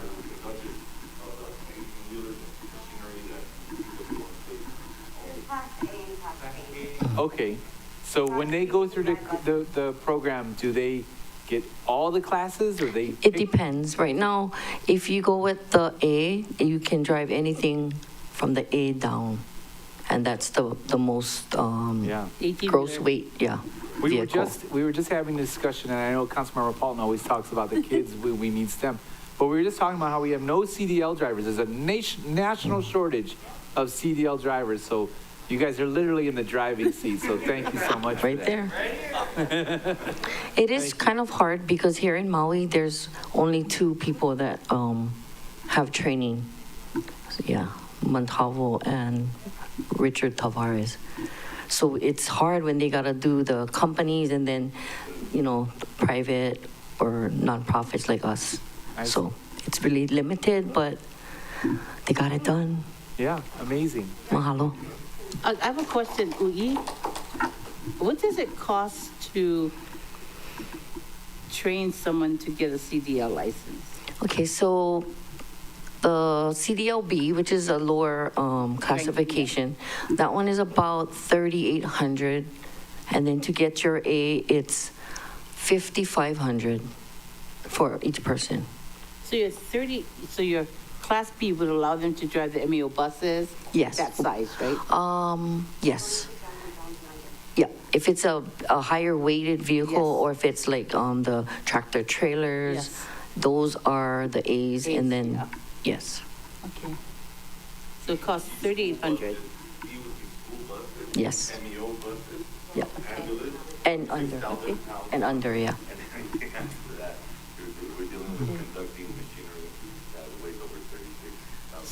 So do you get a lot of individuals who want to be CDL drivers? Yes, And are you able to get them all trained? yes. Right now, we try Yeah. to get them all trained. I guess the program is getting a little bit, especially with Lahaina. Yeah. Everybody knows that that's where the work is. Yes. So Yeah. Yeah. it's now becoming a little bit more popular. Member Paulton, you have a question? Yeah, how long does it take to do a A or a B? It really depends on how much knowledge and how much physical part that the person knows. It can take up to like from 3 weeks if they have some background training in different types of equipment, up to several months if they're not really familiar with those type of vehicles. And how was it that you guys chose CDL? Because so many people wanted to do it. Because we also need a lot of landscape surveyors in Lahaina too. We tried to choose things that was not so lengthy in training. We want to try to get them working right away. So this was one of the things that was needed. And I'm not going to say it's easy because it's not easy, but it's kind of one of those trainings that is a little bit quicker to get the credential. I yield to my colleague. Thank you. Mr. Montafo is actually my neighbor from growing up, so I know he's kind of getting, older. Yes. What's going to happen when he's no longer doing it? Can you folks train the trainers? or Right what's now, gonna no. happen? Right now, no. But his daughter is his right hand. Yeah. So she's actually doing a lot of the training too. Okay. And then eventually, that is something that you guys can all work your way into. Okay, cool. Oh, cool. Right on. Thank you so much. Any other questions, members? No? Oh, I'm sorry. Chair. Member County Rollins Fernandez. Mahalo, Chair. Aloha, Ms. Achan. Mahalo for your testimony. Do you know if the BEST program provides any services or if there's a BEST program on Molokai? Yes, we do. We are able to help the county of Maui, Lanai, Molokai. We do have people from there, but at this moment, I'm not really helping anyone who's actually living there. But we can help the county of Maui, which would be Lanai and Molokai too. Mahalo for that. Mahalo, Chair. Thank you. So I have another question then. What would it take for you folks to be able to extend to go to Molokai or even Lanai? Well, first of all, like for the CDL, there's no training there. Right. So it would have to be on Maui. And of course, it's a little bit lengthy training. So we'd have to try and figure out something.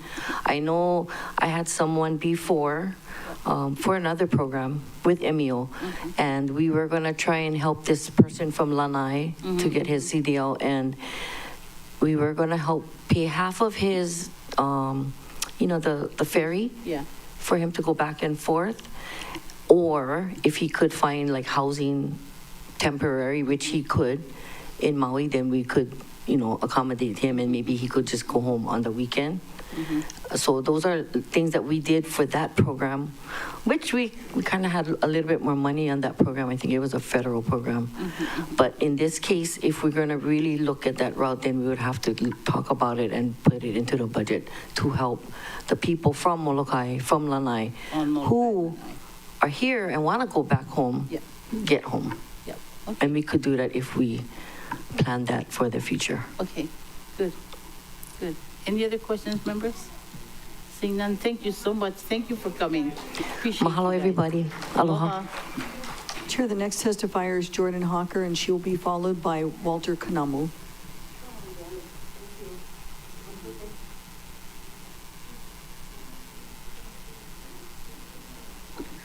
Aloha me kako. I'm My name's Jordan Hucker. I'm sorry I'm not there with you.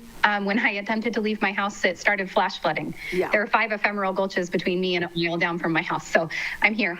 My name is Jordan Hucker. I am here on behalf of the Maui Housing Hui and the countless tenants that we serve.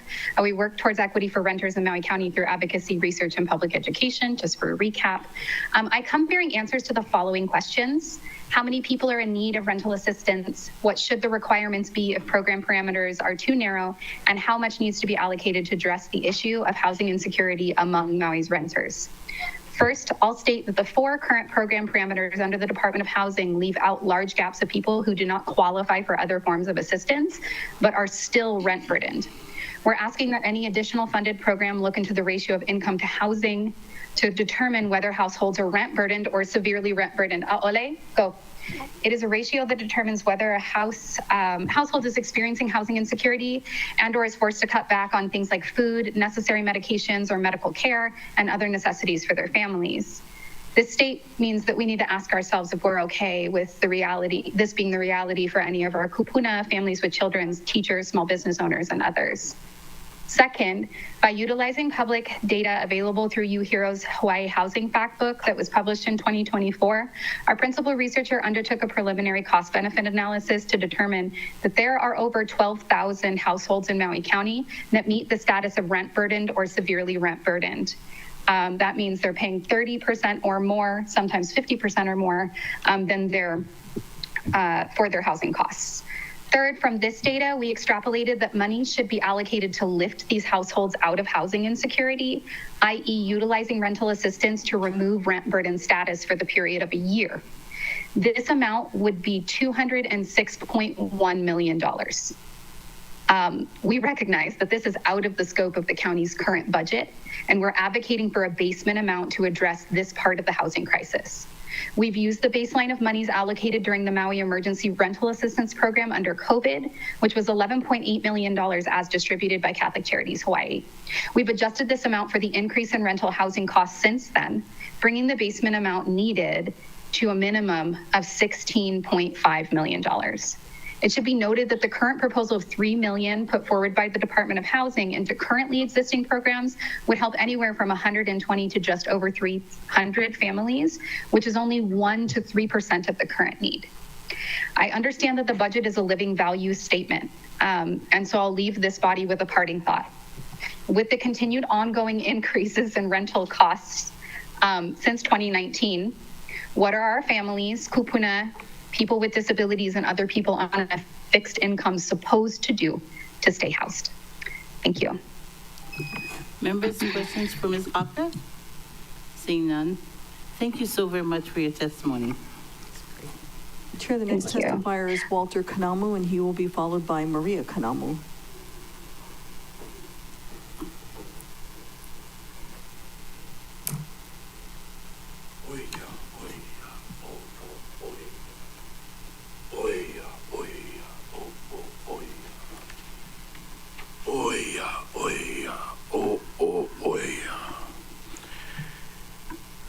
Before you hit the button, I'm here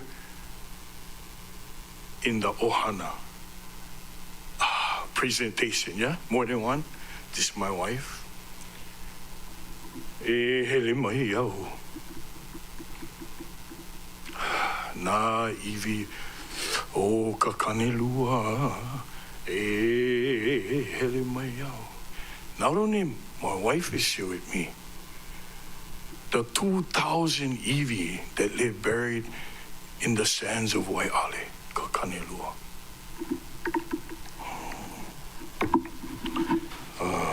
Where do you start? Do you start from the beginning? Do you start from the ending? Do you start from the middle? I'm a little bit confused.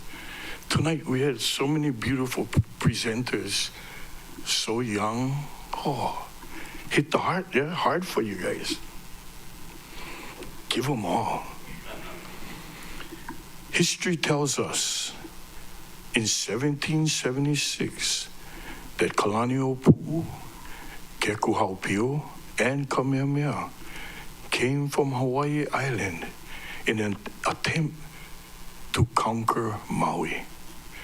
Kahekili, the chief of Maui, combined with warriors from Oahu, Lanai, and Molokai, were able to defend the island of Maui. Over 2,000 warriors died in the battle, and their iwi remains in the sands of Kakanilua. Malama Kakanilua are iwi protectors. It is our goal to preserve, protect, and restore the final resting place of our iwi kupuna.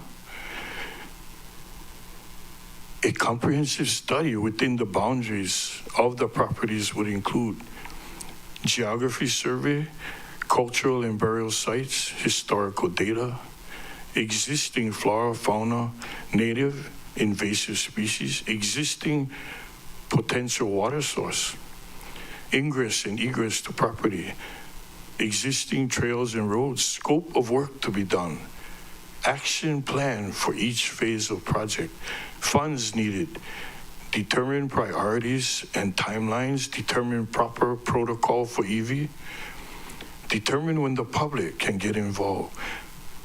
But most important, determine hazards that exist. Sand dunes are known to shift. When is it safe? Can we make it safe? This is my wife's part now.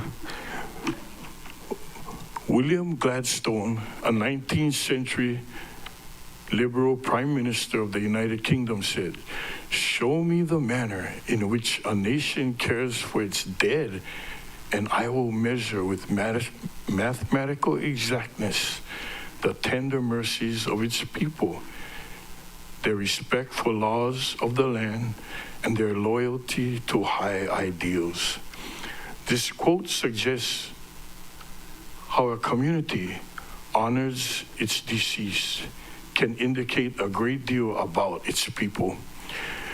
During the administration of Allen Arakawa, the sand mining on Maui was stopped.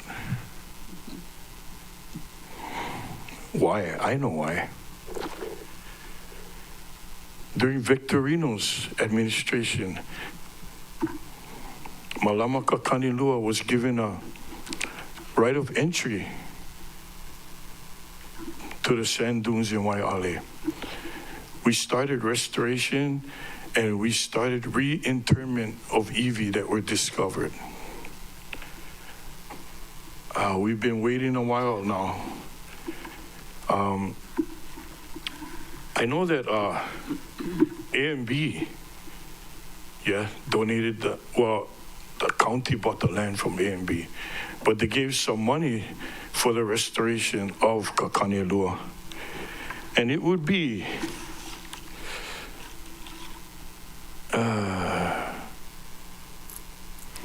given the opportunity to accomplish our goal will mean a lot to us. I'm not a good person to ask for money, but Claire is coming up next. Claire, where you going now? I have a question for you, Mr. Kanamu. So, and Claire, you can come up too while I'm talking to him. Have you talked to Mayor Beeson? I mean, I know you talked to Arakawa and you talked to Victorino, but have you talked to Mayor Beeson? I tried. Okay. Members, do you have any questions for Any other questions? our testifier? Okay. Come on, Claire. Sorry, Chair, the next testifier is Clara Pana, and she will be followed by Pomaikai Crozier.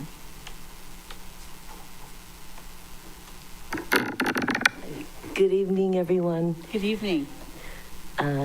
It's actually very nice to be back here again because I think the time has come for Waiale to be the place to honor our kupuna. Just to give you a little bit of history in the last 3-4 years since Waiale was purchased through your generous and very good forethought of how important it is to preserve the history of this area, as well as to show how important it is to always make the connection to our ancestral heritage, to our kupuna. It is important for everyone, whether you are Kanaka or not Kanaka, because this is the underlying veil of this place here. And unfortunately, we have been trying since the passage of and the purchase of the land to move forward to honoring our kupuna. And believe me, I had to beg to get the right of entry so that we could do the burial that was there from 1995. And we did that burial for the county and did everything. We did the burial treatment plan, everything. And I don't think that it really is a reflection of the way the county feels, but there was $1,000 that was given for equipment so that we could clear the kiawe trees and some of the brush and to make that place safe, because there was glass in the sand and on the ground. So we did that. And to this day, we have not been paid the $1,000 that we put out. But, you know, we do everything for our kupuna voluntarily. And just to thank Uncle Walter, because he has continued to go to take care, to malama the burial that we did for the county, despite the fact that we haven't been able to get the right of entry again.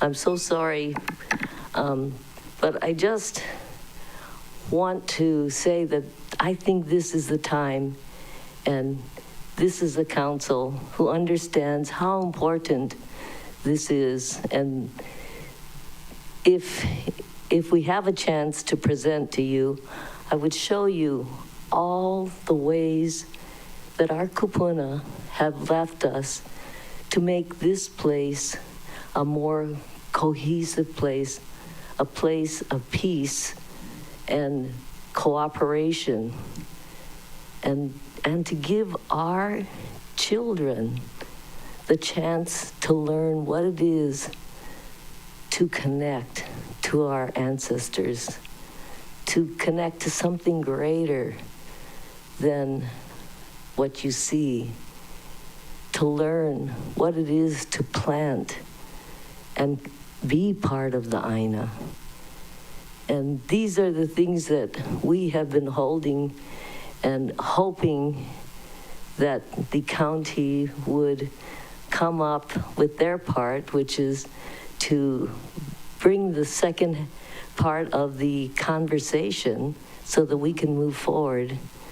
And I hope that you will make that possible. And thank you so much. I know I'm over time. Sorry about that. So, Claire, I just wanted to ask, oh, wait. Remember, did you have a question? Okay. Mr. Kanamu mentioned that you have a right of entry. He also said that he was talking about needing to do a comprehensive survey and some other things. So is that the plan that you're talking about moving forward?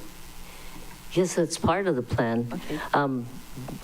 I will correct that. We do not have a current right of entry. Okay. For some reason, the person who was doing it for the county thought that 3 days was enough for a right of entry for us. And for us, you know, Ms. Kama is going to be forever, right, for our kupuna. Mm-hmm. So. Okay. Well, thank you. Members, any other questions for our testifier? Member Paulton. Thank you, Chair. Thank you, Ms. Apana. Do you know the person that did that right of entry, and like if we explain how it is? I'm not quite sure I understand. Oh, it's Stacy Crivello that made your right of entry? Yes. Oh. Oh, she probably facilitated that. But there are pass rights for undeveloped land, and anyway, I wouldn't try to stop Walter Kanamu from taking care of Kupuna. So I think that when we need to, we're going to take care. Yeah, go ahead. Stacy was the one doing it for you when she was in Victorino's. Yes.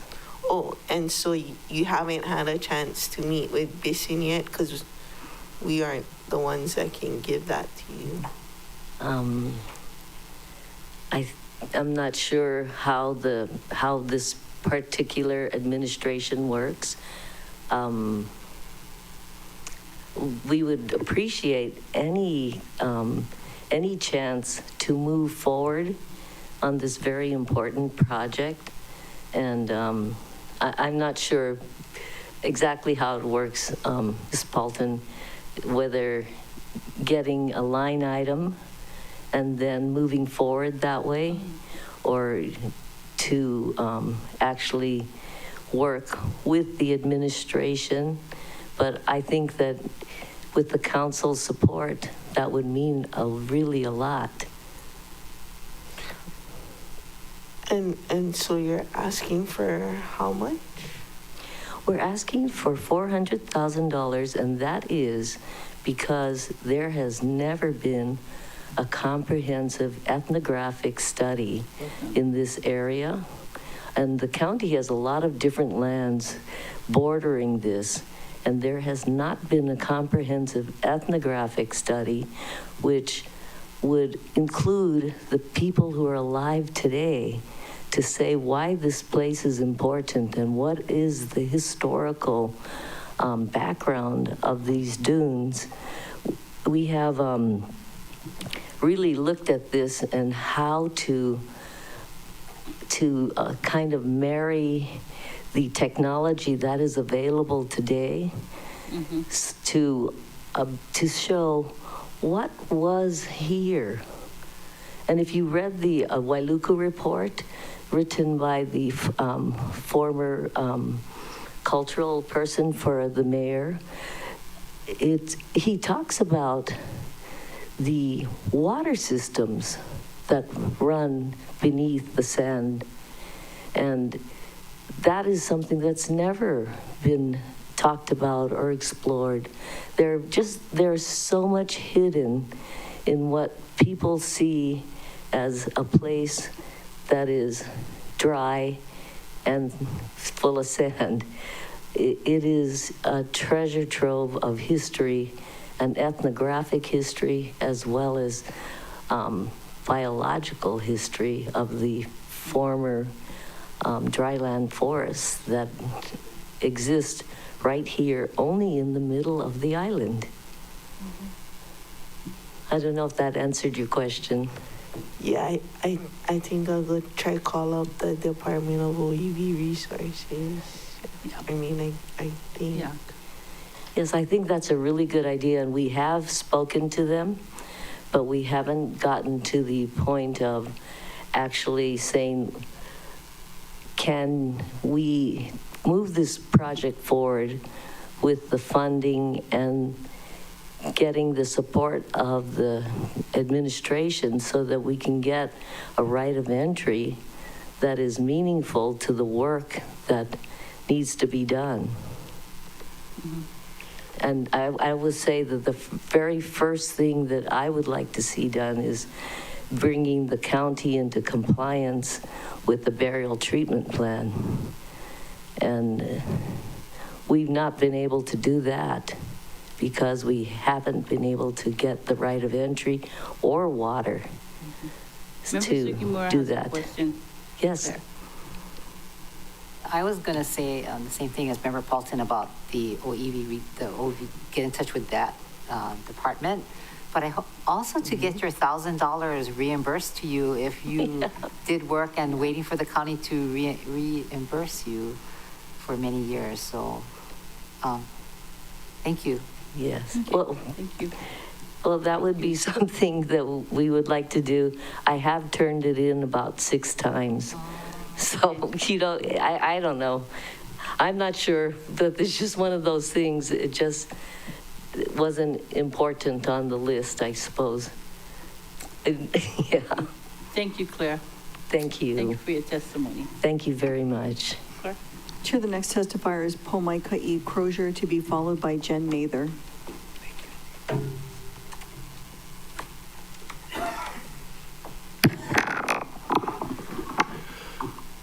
Ma mua ko hoa kakana ki ahi ahi mamaki wa hawi ki aloha i o kou na aha o kalala ko kako po'o kamo i ako ko mai nei ki ahi ahi me ka po e ho'olohe ane i ka hola eiva aloha ia i kako. Aloha ahi ahi kako. O no Pomaika e Kanepa Crozier, the Conservation Director for Pu'ukui Watershed, and here humbly to request assistance. We went through a transition recently where Pu'ukui, who had been getting funding from the county through the Department of Water Supply watershed grants for the past decade or so and more, we transitioned from one nonprofit to a new formed nonprofit called Aloha Pu'ukui. And mahalo to all the parties and the support from the Department of Water Supply and DLNR and Maui and Pine and everybody to make that happen. It's a new nonprofit that's solely to take care of Pu'ukui. We recognize that we don't want to see no money go to admin overhead. We don't want to be doing other things. That situation has changed since the fire. We need bandwidth, we need capacity, and we're in severe drought. So in that transition period, we weren't able to apply during the RFP process for FY26 because you had to be tied to a long-range management watershed plan. So once the paperwork had followed through, which is now complete as of March, there is no projected FY26 funds going to Pu'ukui Watershed. Pu'ukui Watershed is the area from Kahakuloa all the way to Honokauai. That is your main capture point that feeds Mahinahina Water Treatment Plant that serves everybody from Honokohau to Lahaina. That's not the section you want to not support because of a glitch. Every house we build, every fire hydrant we reinstall for Lahaina is going to need water in it. And so I'm not here to hee-haw and look for blame, but I wanted to bring it to council members' attention. If there's a way that we can fund FY26 for Pu'ukui Watershed via Aloha Pu'ukui, that'd be greatly appreciated. If there's, for some reason, a technicality that cannot happen, maybe we can support Mauna Kahalavai Watershed Partnership. All of the landowners around the mountain, including the state and the county, are part of Mauna Kahalavai Watershed Partnership and allocate to that. Currently, like I said, we are in severe drought. This is not a moment to cry wolf. We usually average 380 inches of rain, the second wettest spot on earth. Last year was just 200. That would be telling every house and every hotel across the landscape, turn your main valve off in half. Whoa. And yet when we look at COVID, it was wash your hands more, 20 seconds. We never wash our hands 20 seconds, right? We need more people. We need more buildings, water more roads, keep the dust down. I mean, use more water, but we're not catching it. And so we need more capacity, more bandwidth to do the best job that we can. There's always a lot of conversation over how much people get. And I'm not part of that conversation. I'm part of the conversation of we need to catch it first before everybody figures out who gets what. And we know that surface water is always an issue. We know the county put in new wells into Kahana, an online system into Mahinahina Water Treatment Plant. While testimony was going on, this evening I got a text saying that county was not able to receive water this evening because we're finally getting rain. Aloha. No, excuse me a second. Finally getting rain, but it's too much turbidity for the county to accept the water. We got to do the best job we can. So here to just bring it to your attention, not sure what we can do, but I didn't want to not address it. And summertime or next year in 26, we're looking at how come Mahinahina Water Treatment Plant is not getting the water? It wouldn't have been fair to you folks if I didn't come and address it. It was nobody's fault. It was a glitch in the timing of paper processing. So, mahalo nui oko. So, questions from Member Sugimura? Nice seeing you here. So I know that there's a grant for Mauna Kahawai watershed. Correct. So you're part of that? Correct, but usually Pu'ukoi watershed has its own allocation. Mauna Kahawai watershed takes care of the 50,000 acres around the whole mountain. Pu'ukoi watershed focuses in that Ka'anapali area only. Although all of the land owners are part of Mauna Kahawai watershed partnership. So could I ask how much your grant was that you're kind of in this transition, sounds like? Previous to the transition, our allocation was about 340 to 400, depending on the deliberation for FY 25. 26 is zero, which means guys are going to get pink slips. So not only going to be in drought, and you're also not going to have no workers in your landscape. And pigs, you're on your own. Oh, thank you. Yep. I have a question. So, if you were going to get an allocation, it would be under the name of Aloha Pu'ukui? Aloha Pu'ukui, correct. Okay. Thank you. Hi. Question from Member Cook? Thank you, sir. Are you working with the Department of Water Supply? Correct. On that? So have they been helpful at all? Extremely helpful. All the way from the director to Eva, Robert, and Edna, all the way down, was really helpful in this transition process. It was just a matter of state, private, county, and everybody processing the paperwork. So this is a county grant that you've been getting previously? Correct. Okay.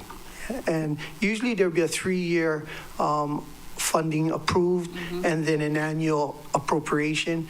I think funding started in 2014 up until 2025. So 26 is where there's going to be a gap. Thank you. I'll look into it. Member Hutchins. Thank you so much for coming. Hi. Are you looking for about the same amount, or what do you need for 26? Well, 500,000 would be an amount that would be suitable because with the severe conditions, getting your normal is not going to cut it. So I would say for FY26, about 500,000 would probably meet the means for FY26. Thank you. Any other questions, members? Seeing none, thank you very much. Mahalo oko, and thank you for your guys' time. Aloha. Thank you. The next testifier is Jen Mather, to be followed by Alana Yurkanen.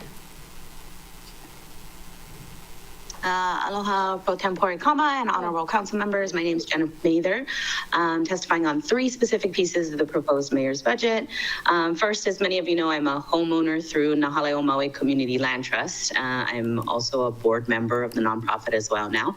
The 2026 Affordable Housing Fund has proposed $3.5 million towards the build out of the 7 Nahaleo Maui lots at Maui Lani. So I gratefully advocate for this amount, or more, given the volatile building supply market and the potential move towards inflation, which would assist more ohana like mine into housing that is affordable in perpetuity, which should be the model we move toward as a county. Second, I just returned from a week of training at the Smithsonian Institute in Washington, D.C., which acknowledged the growing intersection of cultural heritage and emergency management, which many of you know is where my personal and professional interests lie. So I fully support the proposed EMF EM budget, but I would like to advocate once again, like I did last year, for a cultural layer to be added as the responsibility of one of the EM personnel to liaise with cultural collections and heritage sites and kia'i to plan for the protection of these things and these places. But I would also like to caution that with the threats to FEMA by the current administration, those large amounts of the budget that are tied to this type of federal aid may fall back onto the county if those grants go away, because we saw the cancellation or the freezing and repealing of BRIC money, which sets a precedent for all other FEMA aid, right?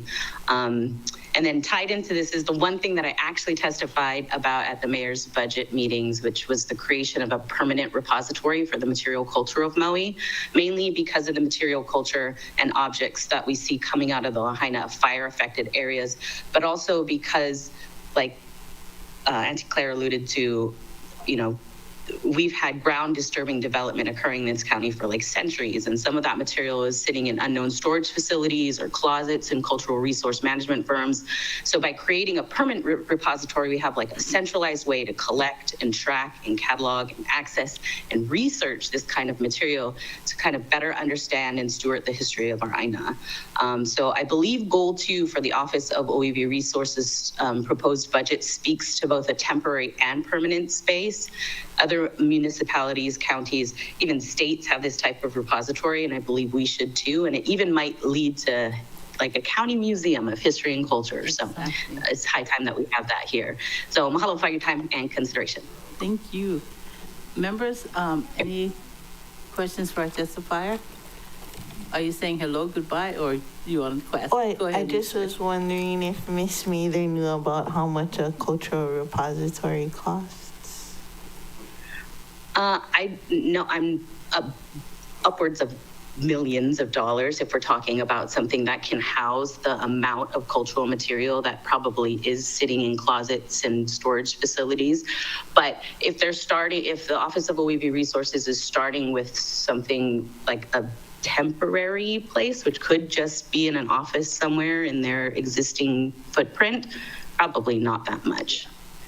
It's not really the repository that comes with a lot of money as well. It's the staff, because you're going to need an archivist and a collections and a curator and and conservators.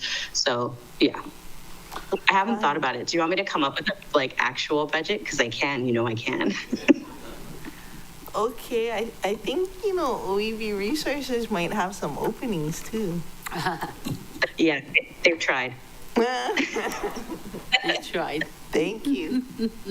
Well, tomorrow's keep trying. Okay. Thank you. Chair, the next testifier is Alana Yurkinen, to be followed by Jeremy Elliott Engel.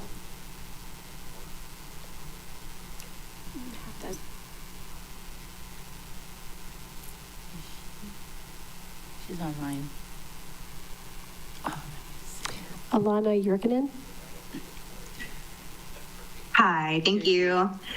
Aloha, Maui County Council Chair and members. Mahalo for your energy and attention.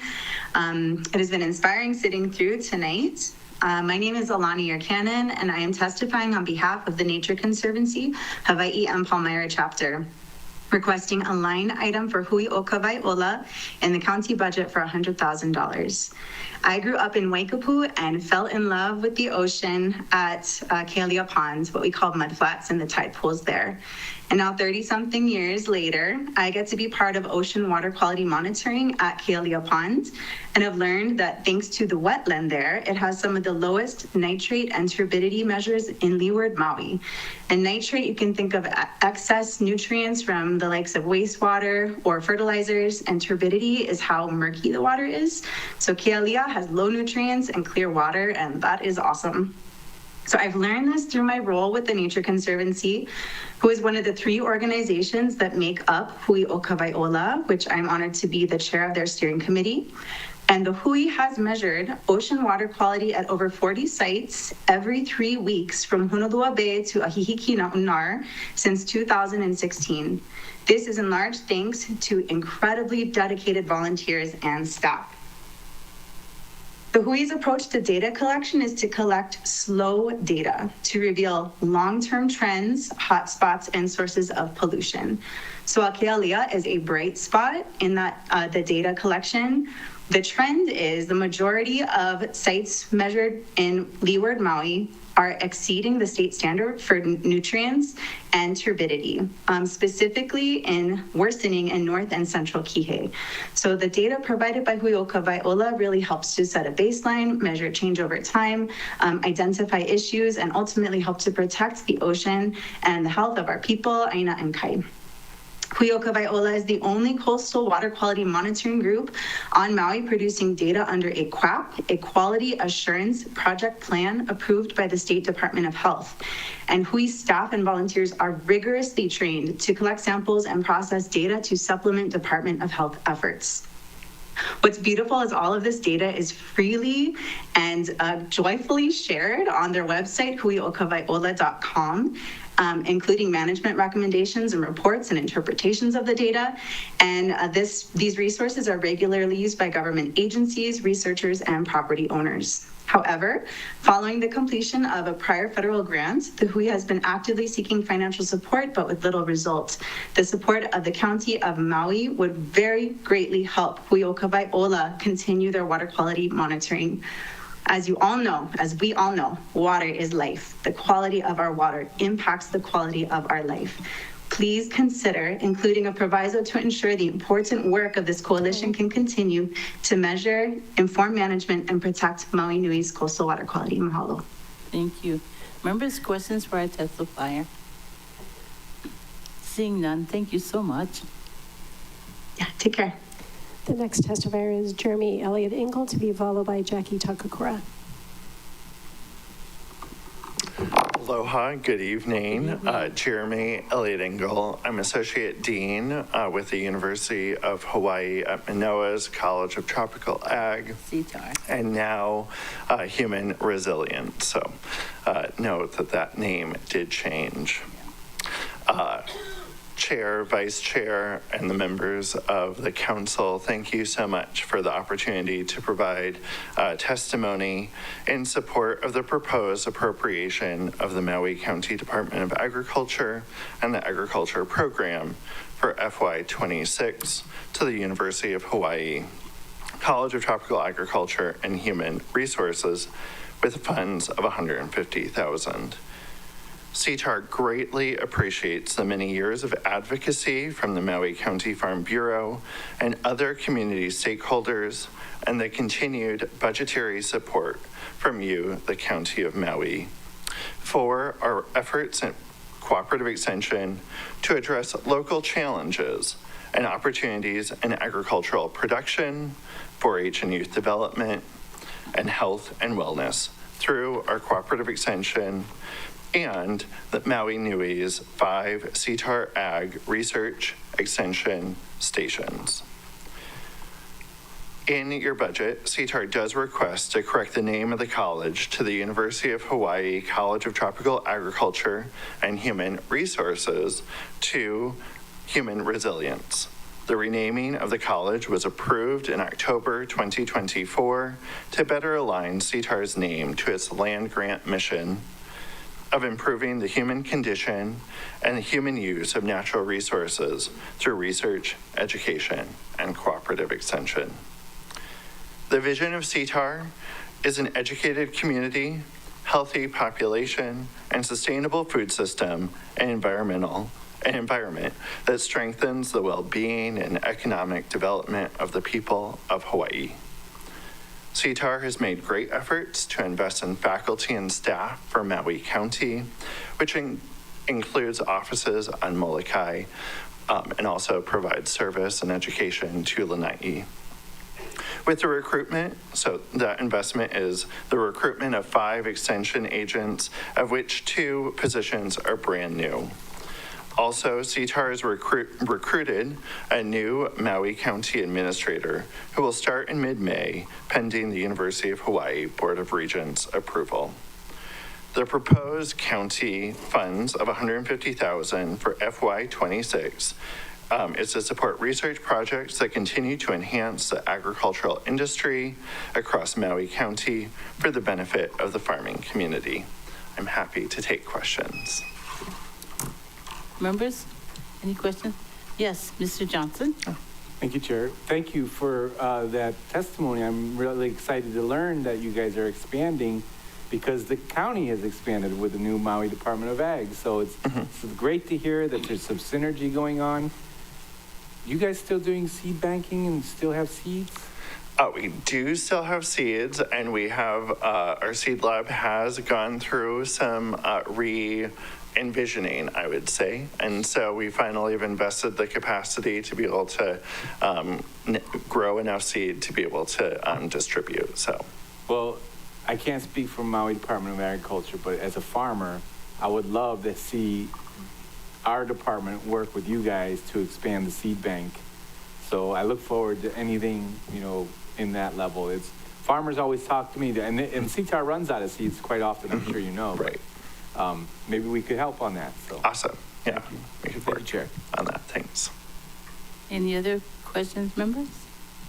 Seeing none, thank you so much. Thanks. Have a great evening. You also. The next testifier is Jackie Takakura, followed by Lucian Dene.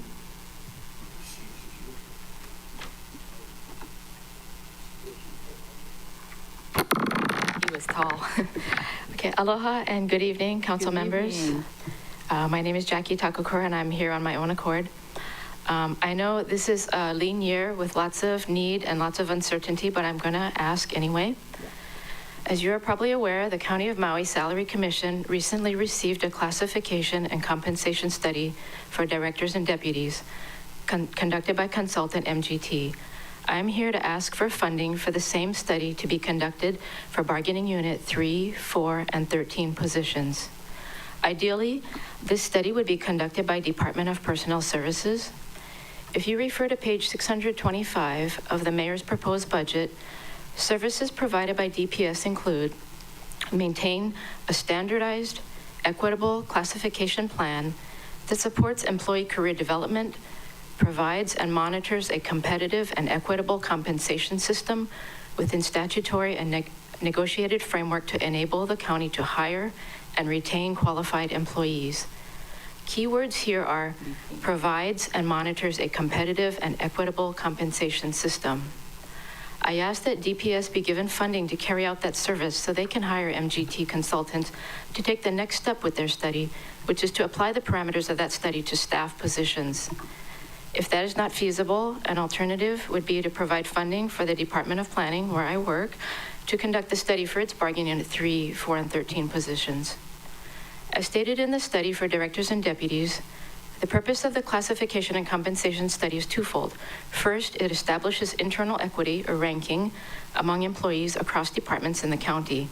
Second, and this is most important, it assures external equity and competitiveness by comparing the compensation of County of Maui employees against market data. The MGT study already set up the framework for further analyses. The next step would be to apply those parameters to staff positions. I would like to point out that the salary schedule for engineers was recently increased. Other positions should be reviewed too and increased as appropriate. The county will continue to struggle to fill positions if salaries are not competitive, and we will continue to lose bright, young, local people to mainland jobs. With this in mind, I respectfully request funding for the county, either to DPS or to the Department of Planning, to conduct a study to classify and compensate staff positions competitively and equitably. Thank you. Member Sugimura, you have a question. Thank you very much, Jackie. Welcome. Very relevant. And can you give us your testimony? I will email that to the proper. Yes, yeah. I will. Yes. The management has provided, I think, to have personnel a 300,000, yeah, I think it was, study. Yes, that's to review their administrative rules. Right, yes. Which is not what you're talking about. And correct. I like what you're saying, right? I don't know if MGT is the right organization. Right. But that is the one that did the study for, the group that you're talking about. Yes. But yeah, could you please submit your... Yes, I will do that. Nice seeing you. Thank you. Thank you very much. Thank you for a long night. Sorry to take up more of your time. Oh, no. Jackie, I have a question for you. Yes. do you know how much it would cost to do the study for units 3, 4, and 13? So I was thinking, Department of Planning, we only have about a dozen staff, like position types, like planner, GIS, and so forth. So for planning department, it would be much smaller. Maybe, and I really don't know because I don't know the cost of that MGT study, but because it's so small, it would probably be, I would just ballpark maybe like $100,000. For all of the positions, it would be much more, of course, because, there's going to be other positions in the other departments that we don't have. But, so it would be maybe between the range of 300 or 400,000, and I'm just guessing here, so I don't know. But you don't need to do the engineers because they're already done, so. Which we don't have anyways. Thank you. Okay. Member Paulton. Thank you, Chair. Thank you, Ms. Takakura. And we're mostly talking about for a supplement, yeah?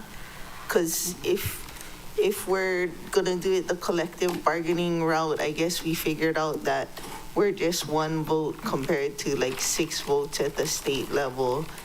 But I mean, I think the negotiators could use the study to go in there, but I just don't have much faith in the state. And then the supplemental route, I think, is what the engineers got. And then they were talking about doing it for EMs, which is that 13. So in response to your first question about whether it would be in the salary schedules in the union contracts, you're correct that it has to be the state and all the counties that agree. But at least you have the information, a study that can say this is what the appropriate amount would be for, at least for this county. It may end up, like you're saying, that it would be a supplemental agreement or some sort of memorandum with the union just for Maui. So. But either way, as long if we have the numbers that can say, yes, this is the appropriate amount, at least that's the starting point. And maybe the pay is the right amount, I don't know, but it's probably not. But at least you have something to hang your hat on and say, yes, this is what it should be. And that might convince the state to say, yes, it is. And we should probably use the same studier because it's the same county, but it is the question, do they do civil service, or why wouldn't we use the same people that did the first study? My thought was that MGT would be ideal because they've already looked at Maui County and figured out similar places on the mainland that they're comparing those pay salaries to. And so just take it to the next level and look at those staff positions in those jurisdictions and compare it to ours here that are competitive. And then you had asked about EMs, excluded managerial. So there's the HGA positions 3, 4, and 13. The excluded managerial is different. They can be voluntary members of HGEA, but they typically follow bargaining unit 13 pay scales, just based, the calculations I believe are based on bargaining unit 13 salaries. So EMs are separate. And when you were asking for it, you were asking for it department specific, like not across the board within the county, unit 3, 4, and 13? My preference would be the entire county, a county-wide study. But if DPS can't do it for whatever reason, I know that they have a lot on their plate too. Planning would be happy to do it just for planning department. But ideally for the whole county, yes. Yeah. That's what we really need. Or what about management? Because I think they have some of the money in there too, but that's for the HRS rules and reg. But isn't it management that did it for the one that, isn't management the one that has the relationship with MGT? Oh, you mean Department of Management?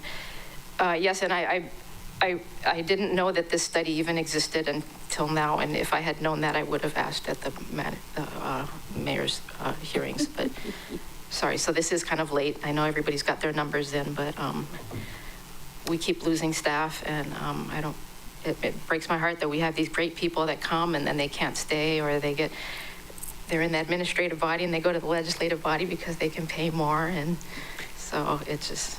Yeah, I don't know if the study would happen, but I put in my priorities just money for the supplement until I guess we can do the study. Yeah. Thank you. Or maybe they can with carryover seating. Yeah, with whatever we can do to help have our employees earn wages so they can stay here. So thank you very much. Thank you. Thank you, Jackie. Thank you. Good night. Night. Chair, we have two testifiers left. Lucian Dene to be followed by Stropu Kasak.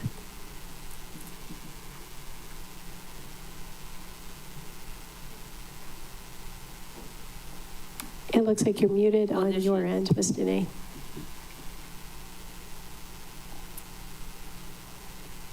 You're muted.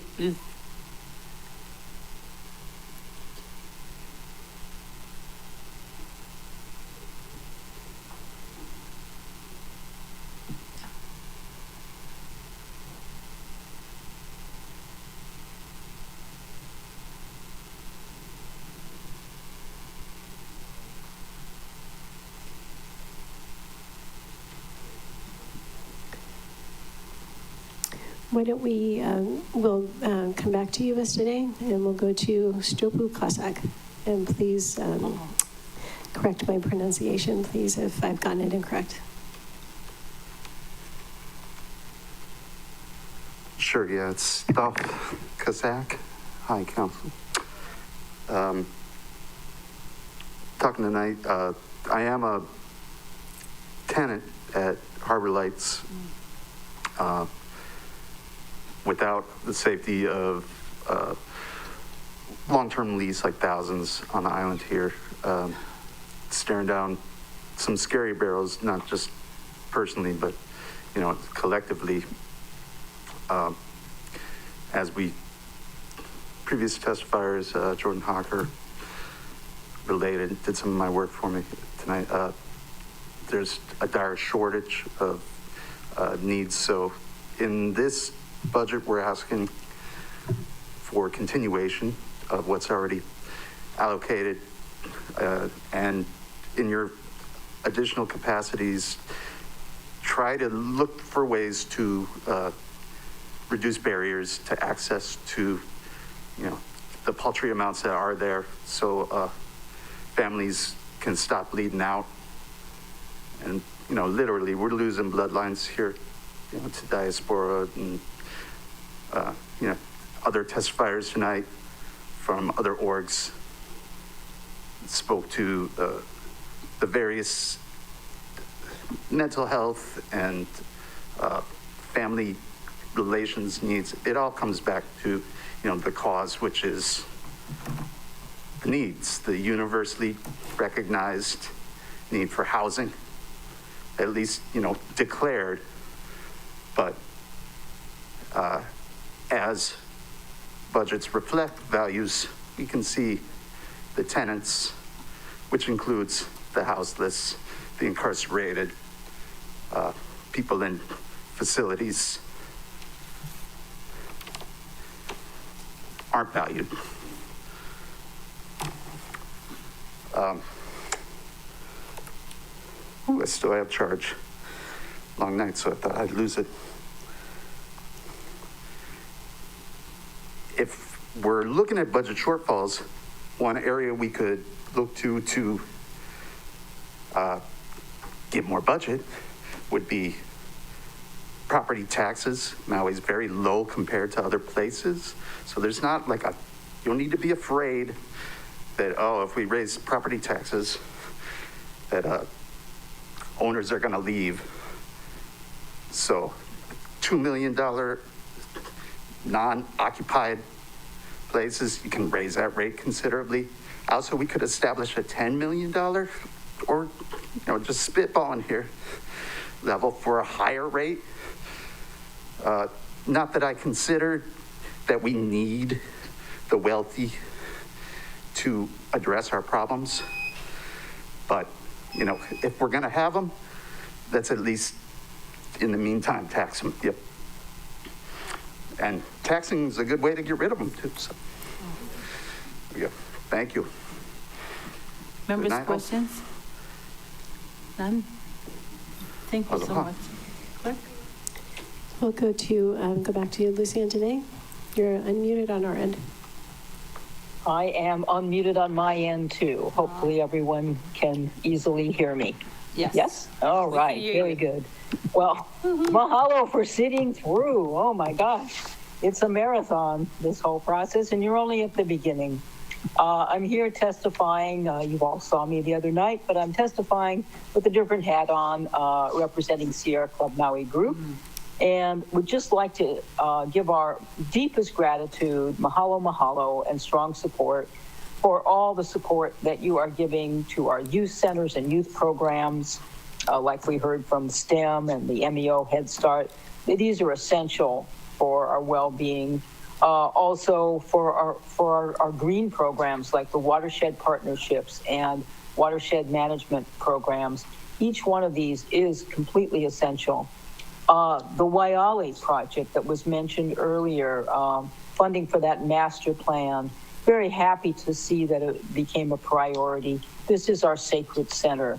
Wetlands restorations programs, these are amazing. We offered a Sierra Club tour last January of 4 of these different projects that you fund. And oh my gosh, who knew that we had these places that are coming back to life? If you guys can go on a tour of any one of them, I think it gives you a little hope in these days when things can look kind of hopeless. Cleanup efforts countywide, especially in areas like Lanai, Molokai, West Maui, and Hana, where landfill options are limited. These are so important to support. And Maui Nui Marine Resource Council and the Huio Kawaiola testing program. They're there, and the results are so easy to understand and so easy to access. It's really, really a service at a very, very low price, because a lot of that, what you're funding, goes to the UH lab, which helps our UH Maui lab stay in business too. So it's a circular economy, and really appreciate these big investments in greener infrastructure, the Ma'alaio wastewater plant. It's going to serve our busiest small boat harbor, our #1 visitor attraction, the Maui Ocean Center and the associated shops, and help us clean up Ma'alaia Bay. And then stepping up for the Waiakuli sewer system. This is really a historic step to protect our oceans. We all know Waiakuli is one of the few large unsewered areas in West Maui. And I was so surprised and happy to see that there's going to be a plan to convert that. The West Maui wastewater system expansion to get more precious water that could be used for non-potable purposes, R1 water for irrigation of landscape for non-potable purposes, and free up the good, clean, potable water that is used to water landscapes at a number of resorts on the west side. We really need to make that transition. So mahalo for all these things. And of course, our upcountry reservoir expansion. First major storage expansion upcountry in 40 years. So it's a historic budget. Thank you all for your efforts. Members, questions for our testifier? Seeing none, thank you for all that you do, Lucianne. We appreciate you. Chair, we have another testifier signed up, Tom Crowley. Mr. Crowley? Aloha, Chair. Aloha, Council. I just wanted to let you know I'm with you all night, all right? And I'm not going to testify. I'm just going to say thank you for all the work that you do. I did email my testimony to each of you, which pertains to the report that you got from Real Property Tax. And I'll ask you to look at it this weekend, and I'll be here on Monday bright and early, and you can ask me questions about my testimony then. In the meantime, have a nice holiday weekend and a happy Easter, and just want to let you know that I'm still here with you, okay? Thank you. We Aloha. appreciate that. Blessings to you too, Tom. Chair, currently there is no one else signed up to testify. So if anyone wishes to testify, please make yourself known by raising your hand in Teams or making your way to the podium. Chair, seeing no one indicating they wish to testify, will count down 3, 2, 1. There is no one to testify. Members, if there are no objections, I'd like to close public testimony and accept written testimony into the record. No objections. Okay, thank you. There is now no further business. It is now 9:29 p.m., and this meeting is now adjourned.